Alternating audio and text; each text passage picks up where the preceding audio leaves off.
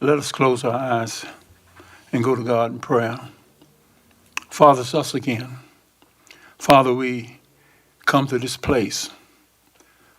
Father, now we got to do things that'll make you proud of us. In this Middlesex County, Father, we all feel that we are special. Father, help us to grow, to be of one. Father, we pray, and this time of year we talk about love, Father, and be in our hearts, Father, that we may be honest with each other and fair. In Jesus' name, we all do pray. Amen.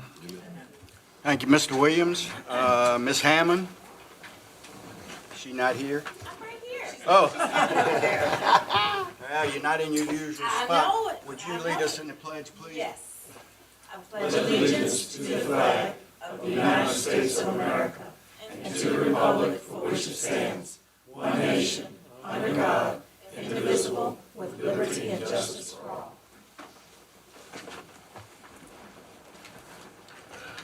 Roll call, please. Mr. Williams. Here. Mr. Bill Harris. Here. Mr. Crittenden. Here. Mr. Jesse. Here. Mr. Don Harris. Here.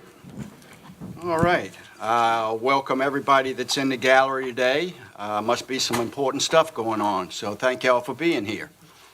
With that, there'd be a motion in order to approve the consent agenda. I so move. So moved by Mr. Jesse, thank you.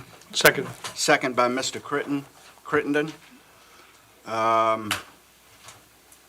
Roll call, please. Harris. Yes. Mr. Crittenden. Yes. Mr. Jesse. Yes. Mr. Williams. Yes. Mr. Don Harris. Yes, okay. Consent agenda is approved. Is there any additions or changes to the minutes? And you have several of them there, 1 through 4. Any changes? Seeing none, we'll move right along to disbursements. Item C, payroll item D. Any comments?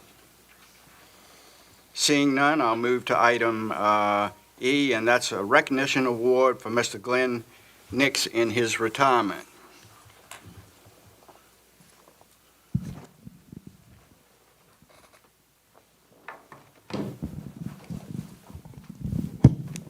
Where is Glenn? Glenn is here, right?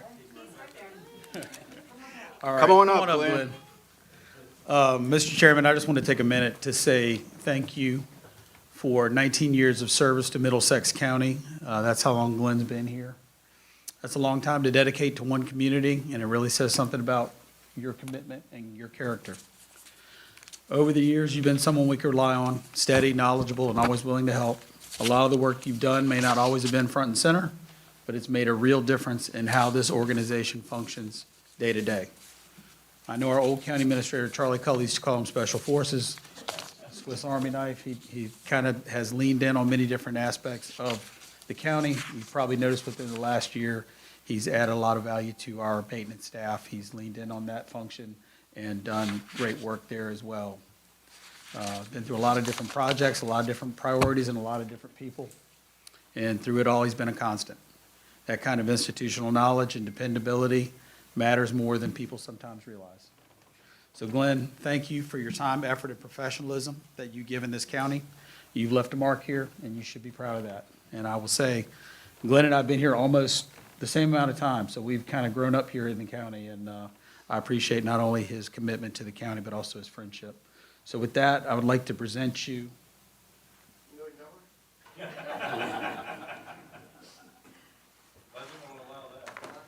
With this plaque, and I'm just going to go ahead and read it. It says, County of Middlesex presented to Glenn Nix in recognition. Okay. In recognition of 19 years of dedicated and faithful service to Middlesex County and its citizens. The Middlesex County Board of Supervisors hereby expresses its gratitude for his outstanding contributions and extends best wishes for continued success and happiness in the years ahead. Here you go, Glenn.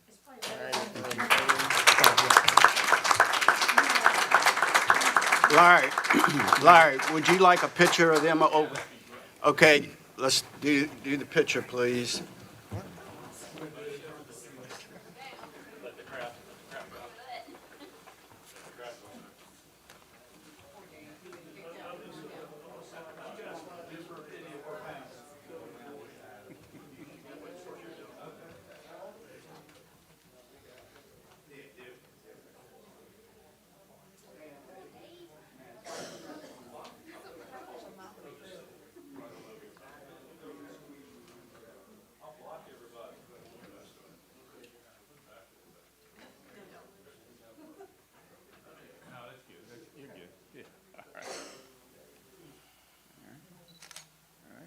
One more. Thank you.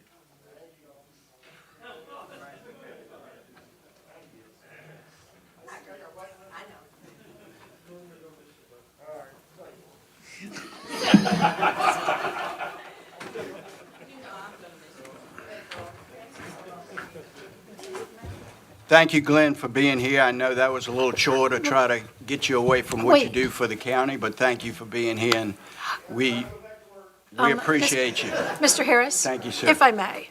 Yes, you may. Glenn, before you disappear, did he disappear already? All right, well, this is for everybody else here then, because this is really important. I've only known Glenn for the past 5 years. Oh, thank you, Glenn. Thank you, Susan. So I've only known Glenn for the past 5 years, but in that period of time, I've seen firsthand the kind of employee and professional and person that he is. He's the guy you call when something breaks, when your printer won't work, when something doesn't connect, when a street sign is down, when no one else knows quite what to do. You can count on Glenn. I've seen him shift seamlessly from GIS and the website maintenance over to animal shelter, where he helped out considerably when we were without an animal shelter manager. He's installed street signs regardless of the weather when he hears of a street sign going down. And then to troubleshooting facilities issues that most of us would have been like, I don't even know how to address that. And he goes in full force. There was never it's not my job with Glenn. It's what can I do to help? So I want to say it's not his technical skill, which has been great. That's been a standout for the past 5 years with me. It's his attitude. It's that can do, will do. So to that end, I just want to appreciate, where'd you go? I just wanted to say thank you, sir, for everything. And if I may, before he tries to sneak out again, I'll extend on Anne Marie's remarks a little bit. Charlie Cully, our previous county administrator, coined the phrase Special Forces Unit when he was talking about Glenn. And it indeed is true. Whether it's been a hurricane, a snow, I think one year we were even blow torching snow and ice out there. And it doesn't matter what it is. Usually before I can get to the courthouse, he's already here and something's going on. He's always thrown in and pitched in when we're most needed. And you can rely on him, as Anne Marie says, to be kind of a, well, as they say, jack of all trades, master of none is often preferred over a master of one. And Glenn is a jack of all trades. And he has been our Special Forces unit for 19 years. So hopefully, maybe we can write that on a certificate somewhere. I don't know. Thanks, Glenn. Thank you, Glenn.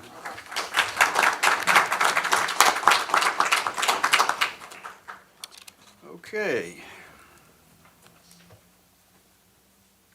Moving right along, item F, Resolution 2026-002, appointment of the new county administrator, and I'm going to turn that over to our Middlesex attorney, Ms. Lewis.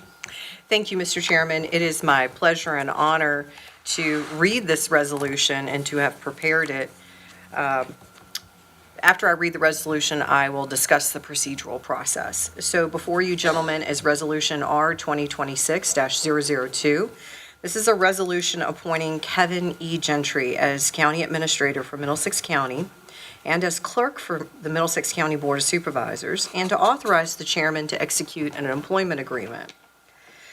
Whereas the Board of Supervisors of Middlesex County of Virginia is authorized under Virginia Code Section 15.2-1540 of the Code of Virginia to appoint a county administrator to serve as the administrative head of the county government at the pleasure of the board. And whereas the position of the county administrator for Middlesex County serves as the chief administrative officer, responsible for the proper administration of all county affairs placed in the administrator's charge by law, by the board, ordinance, and resolutions. And whereas the board, acting in its capacity as the governing body of Middlesex County, has conducted a thorough and diligent search to identify qualified candidates for the position. And whereas this search included advertising, reviewing applications, interviews, and performing appropriate background checks and references. And whereas, after careful consideration of all qualified candidates, the board has determined that Kevin Gentry possesses the necessary education, experience, professional qualifications, and leadership capabilities to effectively serve as the county administrator of Middlesex County. And whereas the terms and conditions of employment with Kevin Gentry have been memorialized in an employment agreement which is attached hereto as Exhibit A, and whereas the board desires to formalize the appointment of Kevin Gentry as the county administrator for Middlesex County, Virginia, effective April 1, 2026. Now therefore be it resolved that the Board of Supervisors of Middlesex County hereby appoints Kevin E. Gentry to serve as the county administrator of Middlesex County effective April 1, 2026, and to serve at the pleasure of the board in accordance with the terms and conditions set forth in the employment agreement attached hereto. And be it further resolved that the chairman of the Board of Supervisors is hereby authorized to execute the employment agreement attached. So with that, gentlemen, that is the resolution in your packet with the proposed employment agreement. If it is the will of the majority of the board, it would be appropriate to make a motion adopting Resolution R 2026-002, and any appropriate discussion you wish to have at that time. I'm happy to answer any questions you may have. All the board members was actively involved in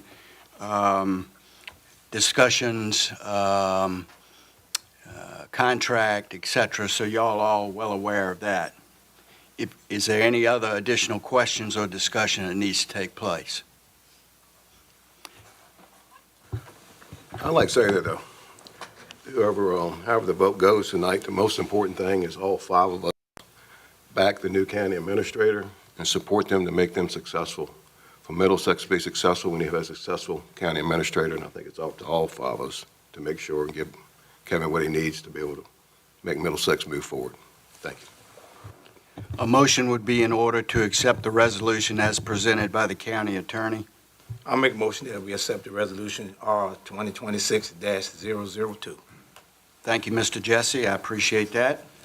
Second would be in order. Second. Motion made by Mr. Jesse, seconded by Mr. Williams. Any further discussion? Before I call for the vote on that, I would like to express a couple of things. One, I'd like to begin by expressing our sincere appreciation to Mr. Matt Walker, who has faithfully served this county as county administrator since 2012. His leadership has left a lasting impact on our community, from expanding water infrastructure to establishing our broadband authority to strengthening our budget and financial position. His dedication and steady commitment have helped shape the county, and we are proud of him today, and we are grateful for his many years of service. Over the past several months, our board has conducted an extensive and deliberate search to identify the next leader who will guide our county forward. We reviewed a field of 20 applicants, met with the top 4 who were all excellent choices. After thoughtful consideration, the Board of Supervisors selected Kevin Gentry as our new county administrator, effective April 4th. And with that, Mr. Walker, we certainly appreciate everything that you've done. We'll probably do another little thing for you at a later date. But Thank you, Mr. Chairman. all right. Okay, the motion is to accept the resolution. Roll call, please. Mr. Crittenden? Yes. Mr. Jesse? Aye. Mr. Williams? Yes. Mr. Bill Harris? No. Mr. Don Harris? Aye. The motion is carried, and we welcome Mr. Gentry April 4th, First. April 1st, yeah. But really won't take administrative work till probably the 4th, but anyway, or the 1st.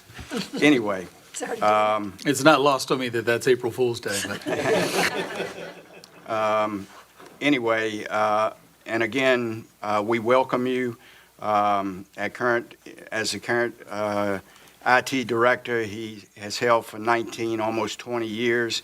He has consistently demonstrated proactive thinking, strong problem solving, and team building approach to every challenge. His institutional knowledge, built through the years of working closely with our departments, our staff, our systems, give him an understanding of our strengths, weaknesses, and the opportunities ahead. We are confident that Kevin will bring continuing innovation and a strong sense of partnership to this role. He knows the county, he knows the employees, our residents, and he is ready to help lead us into the next chapter. And with that, with the motion and the second, it is approved, and effectively, you will take over April 1. thank you, Mr. Chairman. You're welcome.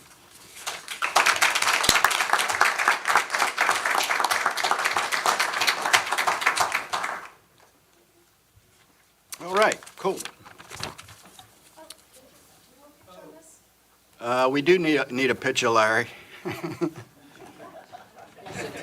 I mean, Kevin's wearing a suit that looks like it's shiny and very well pressed. Now would be a good time. All right, let's go get another picture.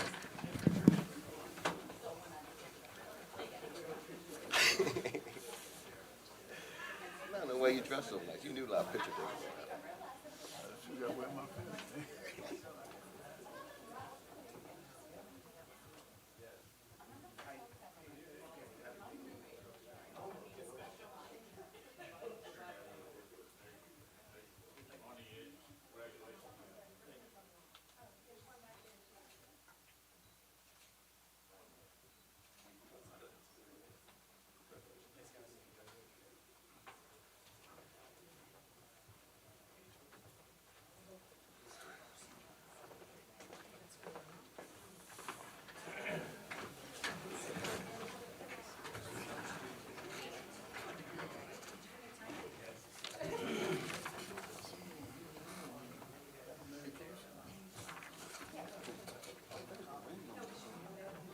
Okay, moving right along.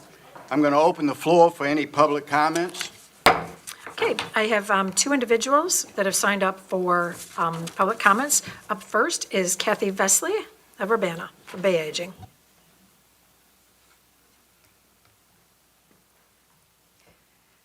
Good afternoon, gentlemen. I'm Kathy Vesley, President CEO of Bay Aging, and I learned late last week that the board had discussed and would adopt a proposal to eliminate one of the two public transit buses in Middlesex.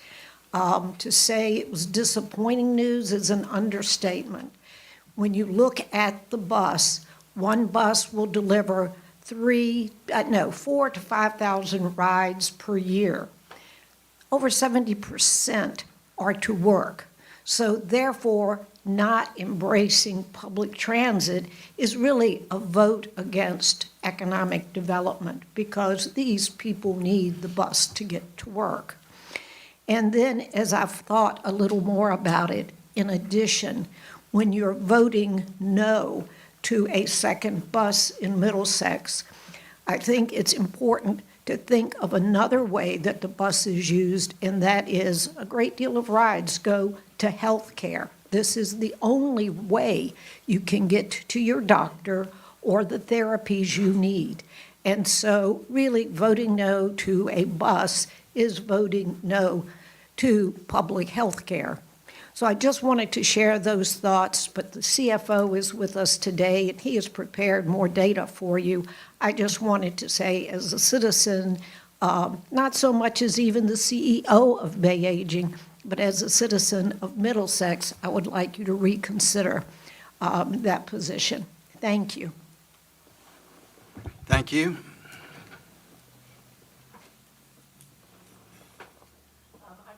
Registered public speaker is Tinsley, is it Goad? Thank you. Tinsley Goad of Bay Aging also. Good afternoon. Yes, I'm Tinsley Goad, CFO at Bay Aging. Just to put a little more color on Kathy's comments with respect to the proposal to eliminate one of the buses. With all due and deserved respect to our colleagues in the other outside agencies, one of these things is not like the other. Bay Aging, with its headquarters in Urbana, is a strong and very vibrant economic partner for the county. 43 of our 350 employees reside in Middlesex, representing more than $2.5 million of annual payroll. More than 100 of our employees report daily to our headquarters on Old Virginia Street. Those headquarters have recently had more than $5 million of investment and represent 20,000 square feet of Class A office space now in the county, for which we pay more than $30,000 a year in real estate taxes.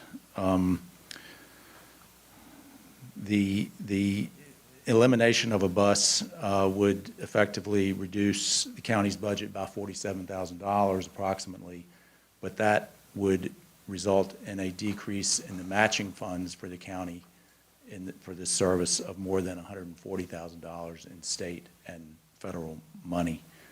As Kathy mentioned, we delivered more than 9,200 rides last year. If you cut that in half, we're reducing it to 4,600 rides. And by definition, we would have longer wait times, more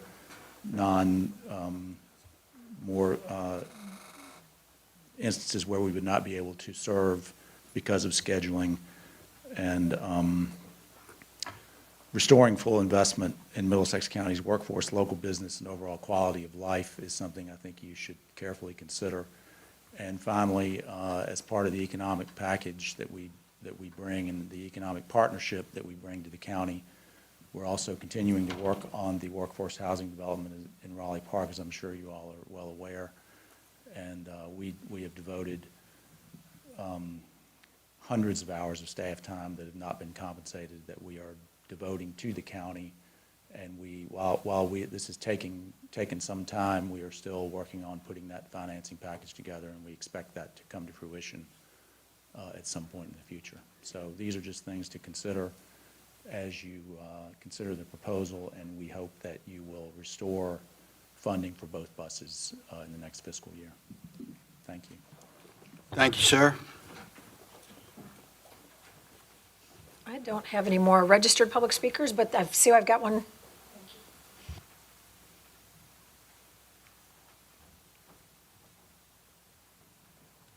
Please Good state, afternoon. please state your name. My name is And your Leslie address? Gilley, and I live at 467 North End Road, Deltaville, Virginia, 23043. And there's my husband, Toby Gilley. And we're here today to go right along with the last two speakers.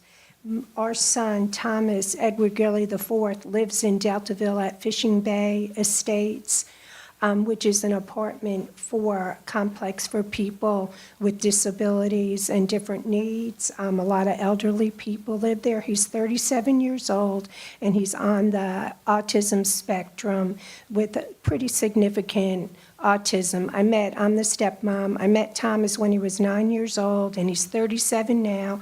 I never, ever thought he would come so far. I taught special ed for 41 years and finished my last 11 years at Middlesex County Elementary School. So I really know a lot about special needs. And Thomas takes the bus weekly, 3 to 4 days a week, back and forth to work in Irvington. He works at the Office Bistro, where they provide him with support, patience, and kindness. He'll be working there for 3 years in the beginning of May. And it's been amazing. He's had jobs closer that he could ride his bike to or walk to, but they never seem to last. This is a special place that he's found in Irvington. So anyway, he takes the bus there. He also takes the bus once weekly, Bay Transit, to Gloucester for his shopping needs. he has difficulties with social skills, with academics. He's come really far, though, with daily living skills. He schedules his own transportation with Bay Transit every week. It's really amazing. Bay Transit is vital to his self-esteem, concept, independence, and success, as it is for so many people. Living in Deltaville, it's like the end of the road, and I see buses there often, the Bay Transit buses there often, so I know it's not just our son that needs these services. So I appreciate y'all listening, and I hope you will consider not cutting the budget. It means a lot to a lot of people like R. Thomas and us, people in our community. So, thank you. Thank you for your comments. Is there anyone else that would like to speak? Yes, sir, come on. I promise I won't take much more time. I know we're taking a lot of time. As been stated, I am Thomas's father. I'm here, because I was aware of this issue. I'd like to say I was a resident of Middlesex County for years before I was able to have Thomas down here with us. And for about 2 weeks, I introduced Thomas as my son. And after that point, I began to introduce myself as Thomas's father. But I only say that to say that Thomas has special needs and he has his things. But Thomas is a valued member of this community. And I think some of the board members who actually know him will be quick to attest and agree with me on that. But in the end, what I really want to make clear and known is that inasmuch as the services are provided through Bay Transportation and the other services that he is so lucky to get, and as much as we do appreciate that, it will be devastating for him to lose that service. But in so much as he is my son, to me, what Thomas is to you folks and to the rest of the community is a valued member of the community. And in that sense, he's a prime example. He's nothing more than a prime example of the people that will be adversely affected by not being able to have these transportation services. Thank you all so much for the great community we live in and so much for the opportunity to be heard. Before you go, I am so sorry. I wrote down Thomas's father. I did not write down what your name was. Okay. So, thank you. Thank you, sir. Anybody else? Seeing none, I'm going to close the public comment section.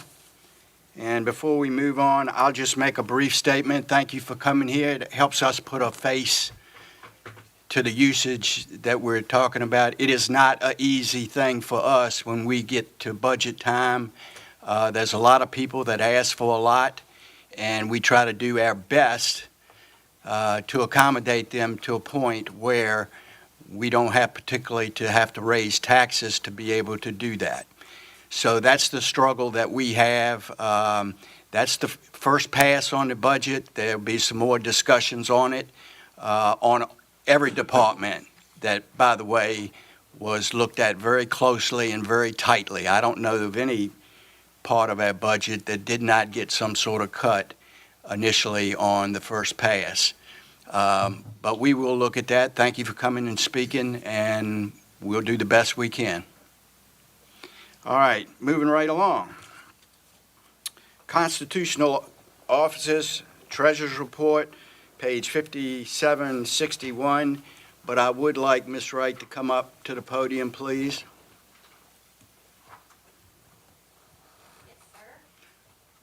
How's everybody? We're great. Good. Tell us something good. Let's see. Collection rates are awesome on all of the taxes. Yeah, I saw that. Good. Yeah, we're really doing good. I have a little over 13 million invested now, so Good. that's another plus. And you add to that investment portfolio as you can, correct? Correct. Continue. Will do. My girls in the office are like my backbone, so they're great. They're great with the customers, Hopefully, everybody likes them. I don't see why they wouldn't. You do have some challenges at times, though. Oh, yes, we especially when do. you got to write a check. For sure. But, do y'all have any questions for me? Any questions for In Ms. Wright? particular, I can try to help with. No, ma'am. I know you come, sometimes it's every other meeting, but we hadn't seen you at the front desk. Okay. So it was nice that you were here today, that I could take that Sure. opportunity. Not a problem. Your staff and yourself do a great job for the county, and Thank we you. do Thank you. very much appreciate it, and it's not said enough, but we do. Well, I appreciate that. Okay, Thank you for being here today. you're welcome. Okay, Commissioner of Revenue, report only, page 62. I don't see Ms. Diggs here today, so I can't bring her up to the front. Sheriff's Office, Resolution 2026-003, Special Election Request. Ms. Lewis, would you banner that for us, please? Yes, Mr. Chairman. Again, it's, I have the privilege of reading this resolution. Also, we have Major Sampson here and his support staff, and so I'm sure they can comment as well. But as the board and the public is now aware, Sheriff Bushy has announced an early retirement effective March 31st. To that end, the board, by code, directs me, although I do it automatically, but I like to have it formalized with a resolution. On April 1st, I'll be filing a petition and a writ for a special election to have the sheriff's office, the sheriff's position refilled. So this resolution I'm asking you to adopt simply announces Sheriff Bushy's retirement effective March 31st and directs me to file a petition and a writ for a special election. And the way that'll work is that I will file the petition and the writ with the Middlesex County Circuit Court. The judge ideally will sign it and enter it. The registrar will be notified as well, and then potential candidates can apply and begin campaigning. Whoever is elected at the November election, they will take office after the election is certified. And then that person will serve the remainder of Bushy's term, and then will have to run again the next November. So, And the resolution, does it list Mr. Sampson as the temporary? it does not at this time. That is something, if the major, when he comes up, we can discuss. But no, this just simply states that the sheriff is retiring and that you are directing me to file the required legal special election documents that I need to file for the judge. Wonderful, thank you. So we'll start with that. A motion would be in order for that resolution for replacement of Mr. Bushy and then currently actually, I'm sorry, not to replace Mr. Bushy, but for the special election that will need to occur. So the motion would be appropriate to adopt a resolution R 2026-003 as presented in your packets. Wonderful. So moved. So moved by Mr. Crittenden, Second. second by Mr. Bill Harris. Any further discussion? Seeing none, roll call, please. Mr. Jesse? Yes. Mr. Williams? Yes. Mr. Bill Harris? Yes. Mr. Crittenden? Yes. Mr. Don Harris? Yes, motion is approved. Moving right along, Mr. Sampson, would you come forward? You didn't think you were going to get out of here today without us quizzing you up, did you? I was just talking about body cameras, to be honest with you. We'll see how the discussion goes. Yes, sir. Good afternoon, ladies and gentlemen, members of the board. Just wanted to give a quick update on the story that is the body cameras. We've been dealing with this as I was looking back. I had one of the young ladies go back to when we did the initial reach out for these different types of cameras, and we did this back in, believe it or not, 2021, when our deputy went out and took 3 different cameras and wore them for 30 days at a piece, so we ended up coming up with the plan for the GTAC cameras. The history with getting the cameras implemented is long and storied, obviously, but I was hoping to come here and tell the board that we were up and running and we were live. That was every intent that I had until February 16th, when we actually put them into usage. We kind of went back and looked at some of the things. This was a little bit of an oversight, I think, on ours. We spoke with the Commonwealth Attorney as well as Ms. Lewis, and there was some code or some verbiage in there that said that we needed to have it needed to be, help me if I screw this up, but it needed to be put out to the public what we were doing, and as our policy dictates, what it would say. There were some differences of opinion. We had one opinion that says, well, we had a stakeholders meeting that maybe would suffice for the thing. And anyway, long story short, after speaking with the Commonwealth Attorney's Office and Ms. Lewis, what we did is we pulled those cameras back 24 hours later. We told everybody to stop using them so we could put it out on the website for, was it 14 days or 21? I think we agreed on 21. I think it was 21 because they go September 11th is when our policy takes effect. And even now, we're continuing to work out some kinks with GTAC and their customer service. But it's absolutely moving forward. We're leaps and bounds ahead of where we were. And again, hopefully on March 11th, we'll be going live with everything. That's your target date is March 11th? That's the new target date, yes, sir. Okay, and you feel that's going to go pretty smooth? No, sir. I think the actual implementation of them will. I think the admin side and us talking with GTAC support is going to be, that's going to be where the hiccup is going to be. I think our staff, our records manager, records clerk is in contact with GTAC, whether it be by personal cell phone, company phone, or emails daily, and has been for the last long time, 30, 45 days, just trying to get everything worked out. I think ultimately it will be very smooth. I don't know if the 11th is going to be that smooth, but we're going to continue to work forward. Wonderful. I know you will. And we appreciate everything that you're doing and have continued to do for the sheriff's office and the county. Yes, sir. Do you expect any difficulty once they're operational in March with the transition of that information to the Commonwealth Attorney? We've had Mr. O'Donnell's come over. He's been a part of the training. He's been a part of the things. Matter of fact, we brought him in when we had some concerns about if we've done everything that our due diligence to put out the policy. That's one of the big things that we're working on is how we get our information, our redacted video to the Commonwealth, and their steps past that is going to be up to them. We're very close. We're very, very close to making this smooth getting over to that point, to the Commonwealth's office. And is a lot of that, whether it's smooth or not, with what the service agreement you have with? Yes, sir. It's basically the customer service. We're getting a couple of different pushbacks from them, but we're going to make it work. We will make it work. Okay. So nothing insurmountable that you think Nothing. can't be worked out reasonably Yes, sir. That's correct. between all three of y'all? That's correct, sir. Okay. Any further follow-up questions for Mr. Sampson?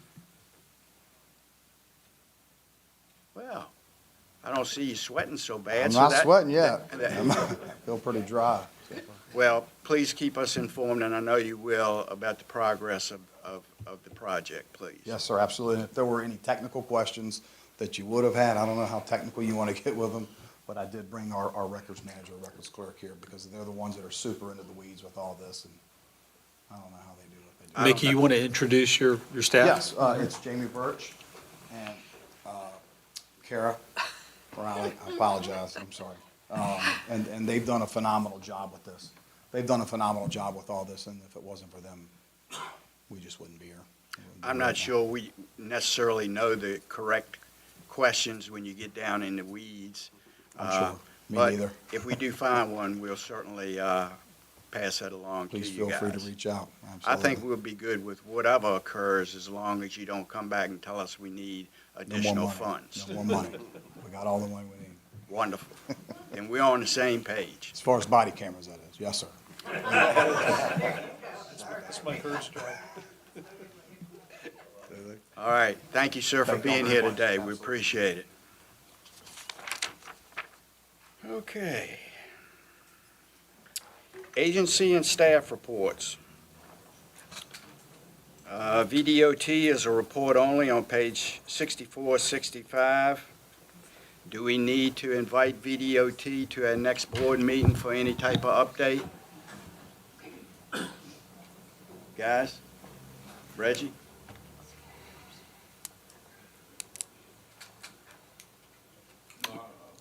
You don't think so at this point? Well, if you change your mind, let us know and we can get them here. Yeah, Mr. Chairman, I did speak with Mr. McKnight this morning. He had planned to come here today to let the board know that he is going to be on temporary assignment up at the district office in Fredericksburg for unforeseen to be determined amount of time, and they're working on an interim replacement for him here in the residency. Something did come up, he couldn't make it tonight, but I told him I'd share that with the board, and we wished him well, wished him good luck. I think it's a temporary assignment, so he should be back, but you never know. When staff gets called up to Fredericksburg, they have a nasty tendency to stay up there for some reason, but we'll see how that goes. Thank you, Mr. Okay. Chairman. Thank you, Mr. Walker. Item 4B, school matters. There's no report there. I think that's probably because they're still waiting for some updated information on what the state budget may or may not be at some later point. Probably we'll hear more of that at our next board meeting.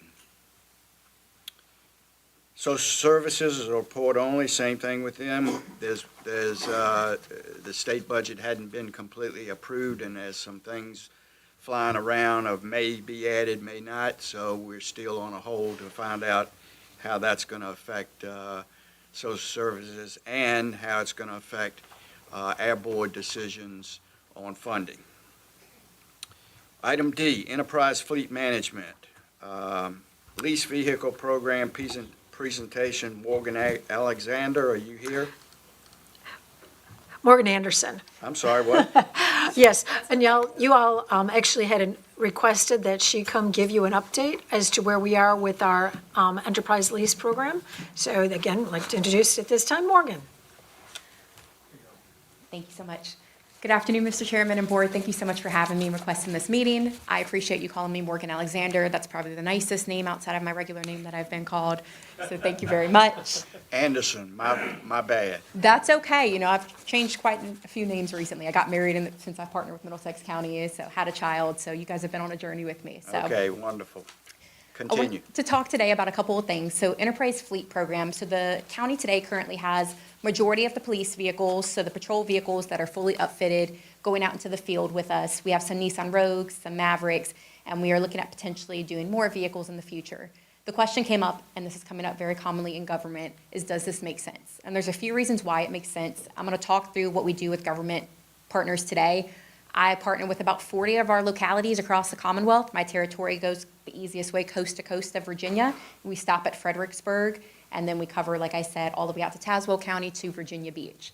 We've been able to do quite a few things with the localities. So like I said, we have 44 localities here in the state of Virginia that we work with in our territory. We have 2,400 across the country that we partner with 175,000 vehicles. We have 60 local offices, and part of the great thing about the team is we have client strategy managers, which is my official title, that come and partner with these localities to determine a few things. For first, when we look at financial impacts of what we can do, Enterprise Fleet has been able to leverage the best buys in the state. We can also go outside of the state. So if you were to not have Enterprise as a partner and you tried to pursue state contract, you would get state contract pricing, whatever that may be. And the specific example I'm going to pull today, it's the vehicle minus 6% is what the state contract pricing negotiated. Enterprise is able to get invoice pricing from the factories when we order these vehicles on top of incentives from the manufacturers when these come. If there are immediate needs that come up, we can certainly partner off the Virginia state contract, Virginia Sheriff's Association, that's a very popular one that we do. But most commonly, we can also look outside of the state to ensure that we're getting our localities the best buy on their vehicles that they're looking for. Why this is important is that we're allowing you guys to make the most of your budget with the enterprise model. I think when we hear the term leasing and enterprise fleet management, we kind of cringe a little bit. It seems like a dirty term, if you will. It's more of just a traditional finance, if you will, with you guys reaping all the benefit and having the full say in the vehicles. But most importantly, it's helping you all with cash flow. So in addition to the financial model, we're able to help you guys reduce downtime with newer, safer, more reliable vehicles. That's important on the patrol side because your officers need to respond to calls in a timely manner. They need to not have these vehicles in the shop. They need to be in the field. County support personnel need to get to point A to point B, especially in social services. We're also able to provide oversight to take a look at what's the right type of vehicle. Is this the right type of upfitter that we should be using? Can we look at a lower total cost of ownership when we look at vehicle models, and can we find a better price vendor for upfitting the vehicles. All of this pairs well with what Middlesex County is trying to accomplish today. If we look at your capital improvement initiatives, just to name a few, when I was doing my research, I know the airport runway facility improvements are on the agenda for what we're looking at for capital improvement, and we're also looking at countywide facilities renovation. In addition to that, outside of the county-specific with the schools, the high school renovation is top of mind when we look at capital improvement funds. Why I bring that up and why it's important, if we took a look at a Dodge Durango Pursuit 2026, which is what the police officers and sheriffs are currently operating in Middlesex County, you would see a few different numbers. If you bought this vehicle outright, you would pay $59,255. This is if you went to the dealer that has the state contract that provides these, which is Magic City, and there's a few of those across the Commonwealth. There's a couple in Lynchburg and across the state as well. With the upfit included, that is what the cost of the vehicle is. So that's your acquisition price and the sheriff office upfit, which is a little under $15,000. If you finance this vehicle, you would obviously have a different interest rate, and it would still be the same acquisition price, but you would look at about $1,600 a month in a payment. With the enterprise lease program, we're only financing a portion of the vehicle, so your payment is only about $1,510 per month. What this is doing is we're able to essentially be $117 a month cheaper on a payment than if you went out to a dealership and acquired the vehicle, and you're not footing all of this cash up front.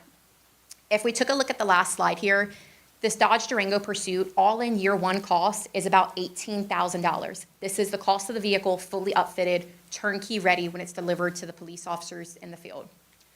If you were to purchase this same vehicle, your cash outlay would be $59,255. So essentially, you would only get one vehicle, where with our enterprise program, you can get 3 vehicles for the price of one. This allows the county to get the vehicles that they need to service the community and make sure that we are still meeting the overall capital improvement initiatives and balancing the vehicle needs, the total cost of ownership, and what's best for the community. That's all I had for my presentation today. Are there questions that I can answer? Could you put that last screen back up? Oh, I clicked out of it.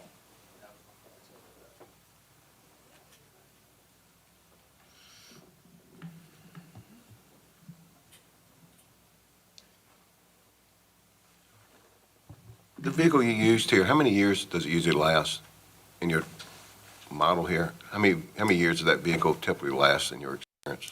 It can go for as long as you want it to. Traditionally, right now, what we're doing with the county is 36 months, 3 years. We can extend those terms out. I recommend no more than 6 years on these pursuits specifically.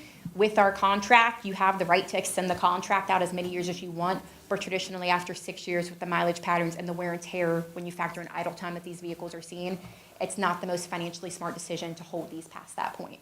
With the mileage patterns that we're seeing in the idle time for Middlesex County specifically, we ran the numbers and we came to the idea that 36 months, 3 years is the right time to hold these pursuit vehicles. 36 months? Correct, 3 years for these. So, but we're not tied to that if we want to extend the life of those. Correct. And I saw on your previous screen, it said 175. Has Middlesex been close to that number or over that number of Which number miles are you- on the vehicle? 175K, I'm assuming. The 175 is the amount of vehicles that we manage on the first screen. Is that what we were looking at? Yes? That's the number of vehicles we manage. Middlesex is not anywhere near the mileage. Traditionally, that is just the amount of leased vehicles that we have on term with government partners across the country. Middlesex County, the great thing about this program, and I'm glad it came up, it's a la carte, so there is no one size fits all. So just because we're doing a certain term today doesn't mean we can't extend the term out and we can't do 60 months, 72 months. We look at this and it's ultimately the county's decision on what the best decision is for it. We just provide the financial numbers of what makes the most sense from a data perspective, and we let you all run with what the need is in the field. And Middlesex, on the vehicles that they rent, they're responsible for all the maintenance, is that correct? Yes, so the vehicles get taken to the shop for maintenance. If there are any issues, they loop myself and my team in, and then we would essentially jump in. And I say issues such as engines, transmissions, things like that, where there's warranty concerns that come in, we're still able to jump in and help the county manage Or those. oil changes, brakes, tires, Middlesex just takes care of that? Correct, that's how it stands as of now. Thank you. Would it, I got a question here. Yes, sir. The $18,900, that's not the screen I was looking at. Did you say for 1 year to rent one vehicle? This is 1 year of the lease payment for this particular vehicle. $18,000 Correct. for one vehicle. For one vehicle for 12 months versus if you paid cash for the one vehicle. No, no, I don't want to look at cash. I'm just looking at what it costs me to lease a vehicle for 1 year is $18,000. Correct. And we got to pay all the maintenance on it. What is the advantage here? And I know y'all got to do it to make money. You know, I could probably say, you know, I would lease a vehicle for $18,000 a month that won't worth more than $50,000. So to me, that's, you know, I'm not getting, you know, the sense here. So the $18,000, I won't understand, for us to lease one vehicle for 1 year, and basically we got to do all the maintenance on it unless it's a transmission, rear-end, or motor. And that's covered from the dealership because you buy it. These things are covered. Correct. So They come with the warranties. y'all got a good deal. I mean, you know, from what I see, we could talk much as we want to talk about it. Yeah. But $18,000 a year to rent that particular vehicle, it's a pretty good, and it's pretty good because I know what I'm talking about, you know. So that's just pretty good. Do you have an overall price how many vehicles do we have anyway that is brand new? We get 3 or 4 a year, you know. So Traditionally, I have had y'all's count for about 1.5 years now, for about 18 months, and it's just been about 3 to 4 pursuits that we've done. I do know we have some Nissan Rogues, I think the exact number is 32 or 34, right in that early 30s range, but that's the total county vehicles, that's not including the police. So police is what we traditionally focus on because your county vehicles go much, much lower, and the need is not as frequent as the police officers. and y'all do all the numbers and we write the check. I'm just wondering, you know, when we start, you know, we say it's a good deal. You know, I mean, we ain't pay no attention to the numbers, but basically we don't do none of the numbers. And I'm just surprised there's so many things that we don't run numbers. But it's good on our part, it's $18,000. I mean, you know, good God, you could probably buy the old Silverado I got, Wayne. You could buy for less than $18,000, but leave that alone.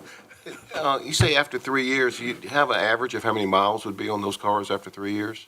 Yeah, traditionally, for the pursuits specifically, it's anywhere between 30 to 40,000 miles a year, so you're looking at anywhere between 60 or anywhere between 90 to 100 is what we're gonna get at. Thank you. You say we go over the amount of mileage, are we penalized? I'm just looking at $18,000 a year, and we changing them, I guess, every year, so when we get a better price. Because what I'm understanding that, I guess I kind of like, I maybe have it wrong, but it's saying release, we turn the vehicles over, they will have new vehicles, you know, to be safe for get you, but I'm just lost for words on this thing right now when I'm seeing this price. So if I get a vehicle for 18 months, and I say, look, I want another vehicle the next year, the same kind, so that's another $18,000. Got a brand new vehicle, I don't have to do no brakes, no oil, no gas. Do y'all do that same thing for 18 months? Are you telling me that? However, if I can add a caveat there, I would do some financial backing to make sure it made sense financially, to make sure the vehicle was in a good equity position and not upside down. So upside down meaning that we haven't paid the vehicle down enough yet that it would make sense to do that. But we do have some government entities that do that. For instance, we have another locality that was operating small pickup trucks, Ford Mavericks to be exact, and we have been flipping those the past few years. We're getting away from it now, just different models, but every 12 months, because of that reason you're saying, is that it's making sense from a financial perspective when we factor in maintenance, fuel, and acquisition to continue to do that. Well, I can see if y'all paying all maintenance on everything for a year and you're paying because, you know, they tear cars up, insurance too. I guess y'all don't throw that in. But yeah, that is something, I'm glad you're here today. I think it was a gentleman before you, he gave a good presentation too. And $18,000 a year, okay. And we can certainly talk, we do have a program that we can look at for maintenance if that would be something that would interest you all. I don't know if it's something we would want to get into today, but we do have something that essentially fix the cost of the maintenance for the duration of the lease. So everything would be included in one monthly rate. So it varies based on the type of the vehicle, but for instance, we look at the mileage pattern, the type of the vehicle, and we say based on how many miles it's going, it would be $120 a month no matter what happens. Enterprise pays every single thing, and you all have a strict number that you can budget with every single year without having the ebbs and flows of the industry. That can be a separate conversation, though. That is something we are just now dipping our toes in. You know, they always tell me I'm trying to look at something, negotiate or something like that. Somebody need to negotiate something for me, but I just leave that alone for the day. Yes, sir. Just so we compare apples to apples, I'm just looking at the 1 year versus these numbers up here. 18,123 times 3 years would be 54,369. So it would be about close to $5,000 savings. And regardless of whether we bought it or whether we leased it, we'd still be responsible for routine maintenance. Correct. The only thing is that obviously if you go out and buy a new car, sometimes you can get some, like I bought a new car and they give me oil changes for a year and different things like that. I guess it's not something that would come with our leased vehicle. Unfortunately, not at this time, no, sir. And then at the end of 3 years, I guess, then we'd start the cycle all over again at probably a newer price. I would say better, but. Correct. So right now, we're actually looking at this, and a lot of the analysis that we're looking at is vehicles. I'm sure you all have not been sleeping under a rock. Vehicles have been at peak prices. Interest rates have been at peak prices. So we're looking at essentially, if you will, a refinance. So looking at vehicles that we can get out of, to your point earlier, and cycle out of at an earlier term and get you with the same vehicle at a newer cost. It can get a little tricky when we look at the police vehicles because traditionally the upfit will fit year over year, but sometimes they make a tweak at the manufacturer and the upfit doesn't work. That's the only headache and kind of snippet we run into. But this program across the board, I have worked in fleet for about 5 years now, and we have been dipping our toes in government for 5 years now, and I have not seen a program that's provided more cash outlay to focus on capital improvements than this leasing program. I know that currently, when we purchase police vehicles in particular, we have to kind of put our order in 6 to 9 months in advance. Would that be lessened with this particular program? We'd be able to get it more frequently? Let's say we had one that was damaged, that was totaled, and we had to go back. Would we be able to get a replacement certainly closer to now than 6 to 9 months from now? Great question. So that's a case-by-case basis. Right now, the lead time is about 3.5 to 4 months for the vehicle itself. And then we're at the mercy of the upfitters for installing the equipment and when they can get that equipment in. That's typically, full transparency, the longest part of the process is getting that equipment installed, making sure it's the right equipment. We've been working with Atlantic Communicators, which has been doing the upfit for Middlesex vehicles recently. If we had a very urgent need and it was totaled and we could not wait for the vehicle, we could potentially look at buying one off of a dealer lot that was already upfitted. Now, it may come out of cost, but those are the times we look at those on a case-by-case basis. Okay, thanks. Absolutely. Any other questions? Yes, I was just looking at it too, and I did 4 years, and I think 3 years is probably the maximum you want to do, because at 4 years, you're going to pay $72,492. Now, do you have a situation where you can buy the vehicle? I guess you got to buy it off at market value, because if you think about it, after 4 years, it wouldn't be feasible to keep it that long, like that. Yeah. That is an option. For these specific vehicles, I don't recommend it just because they're police vehicles. They're very worn down. We have a specific market we sell those to at the end of their lives. But for your traditional Rogues and Mavericks that we have for the county, that is an option that we can do. So at the end of the term, it is something we could take a look at the numbers and run it and see if that would make financial sense for whatever parties are involved. Right. Yeah, because I was just wondering about it, because I said, why would you pay, you would trade it in. You wouldn't want to keep releasing it after 3 years anyway. Yeah, so essentially at the end of the third year, there would be a little bit of the book balance left, the principal, because the idea is you, at the end of the vehicle's life, we're cycling it out and getting a new vehicle.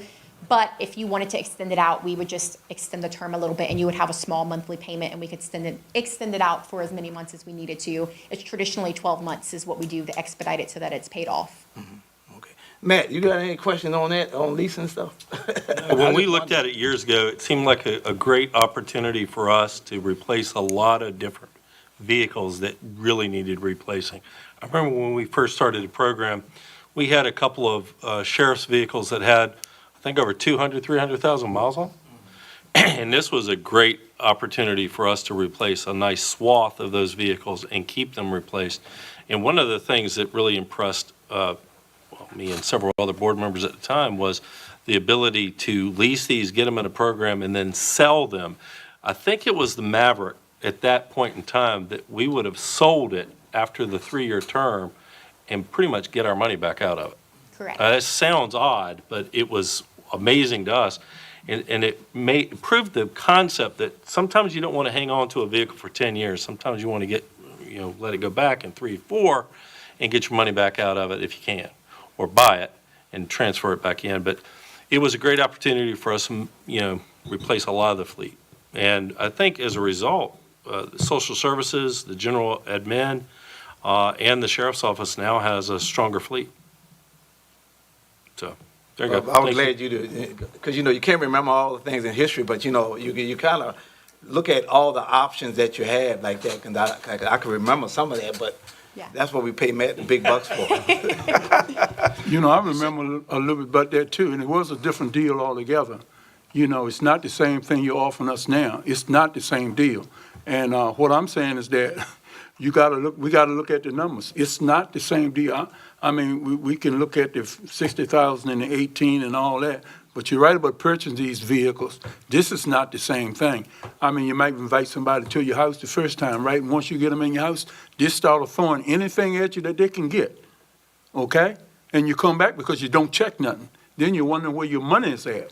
Now, I don't know if I'm making sense. You got to check. I mean, and I think y'all do a whole lot better than what you got here. Because it sure all won't like it was years ago when we were doing the vehicle. This is not nowhere near what it was. And I'm not checking numbers, but I know what was said. And the gentleman was doing it then, and I questioned him, and he was doing it, on the math.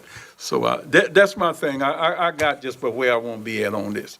And I'm just saying, Miss, you done a nice, fast, your presentation was good, your voice was clear. And I like what you said and everything. But if somebody tell me I had to rent a car for $18,000 a year, I don't know what kind I have. I don't see nobody, I'll get Anne Marie's. Matt, you mentioned the word sale, and we were talking about leasing. So does the county have a portion of the sale when it return it, or what? We have, since we've been engaged in the lease, one of the reasons we initially went with the program is because Enterprise could offer those vehicles that we were putting back in or getting rid of into their apparatus to sell them, and they were able to get us better deals.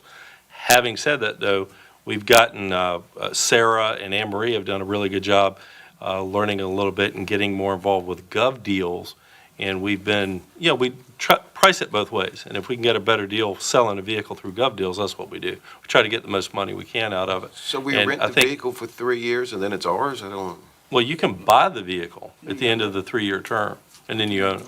Okay, because I was under pressure, you rent it for 3 years, return it back into you and get another vehicle, and there is no sale. Sometimes. It can be either one. It can be either one. Traditionally, in these last 12 months, we haven't sold anything. The way the program works is exactly to your point. So we get the vehicles for 3 years, and then at the end of the 3 years, we turn it in, we sell it, we get a new vehicle. However, things change all the time, needs change, so we can certainly extend the term like I talked about earlier, and we can look at other options. And we can also sell, to Matt's point, your own vehicles that are not part of the enterprise program if it makes sense.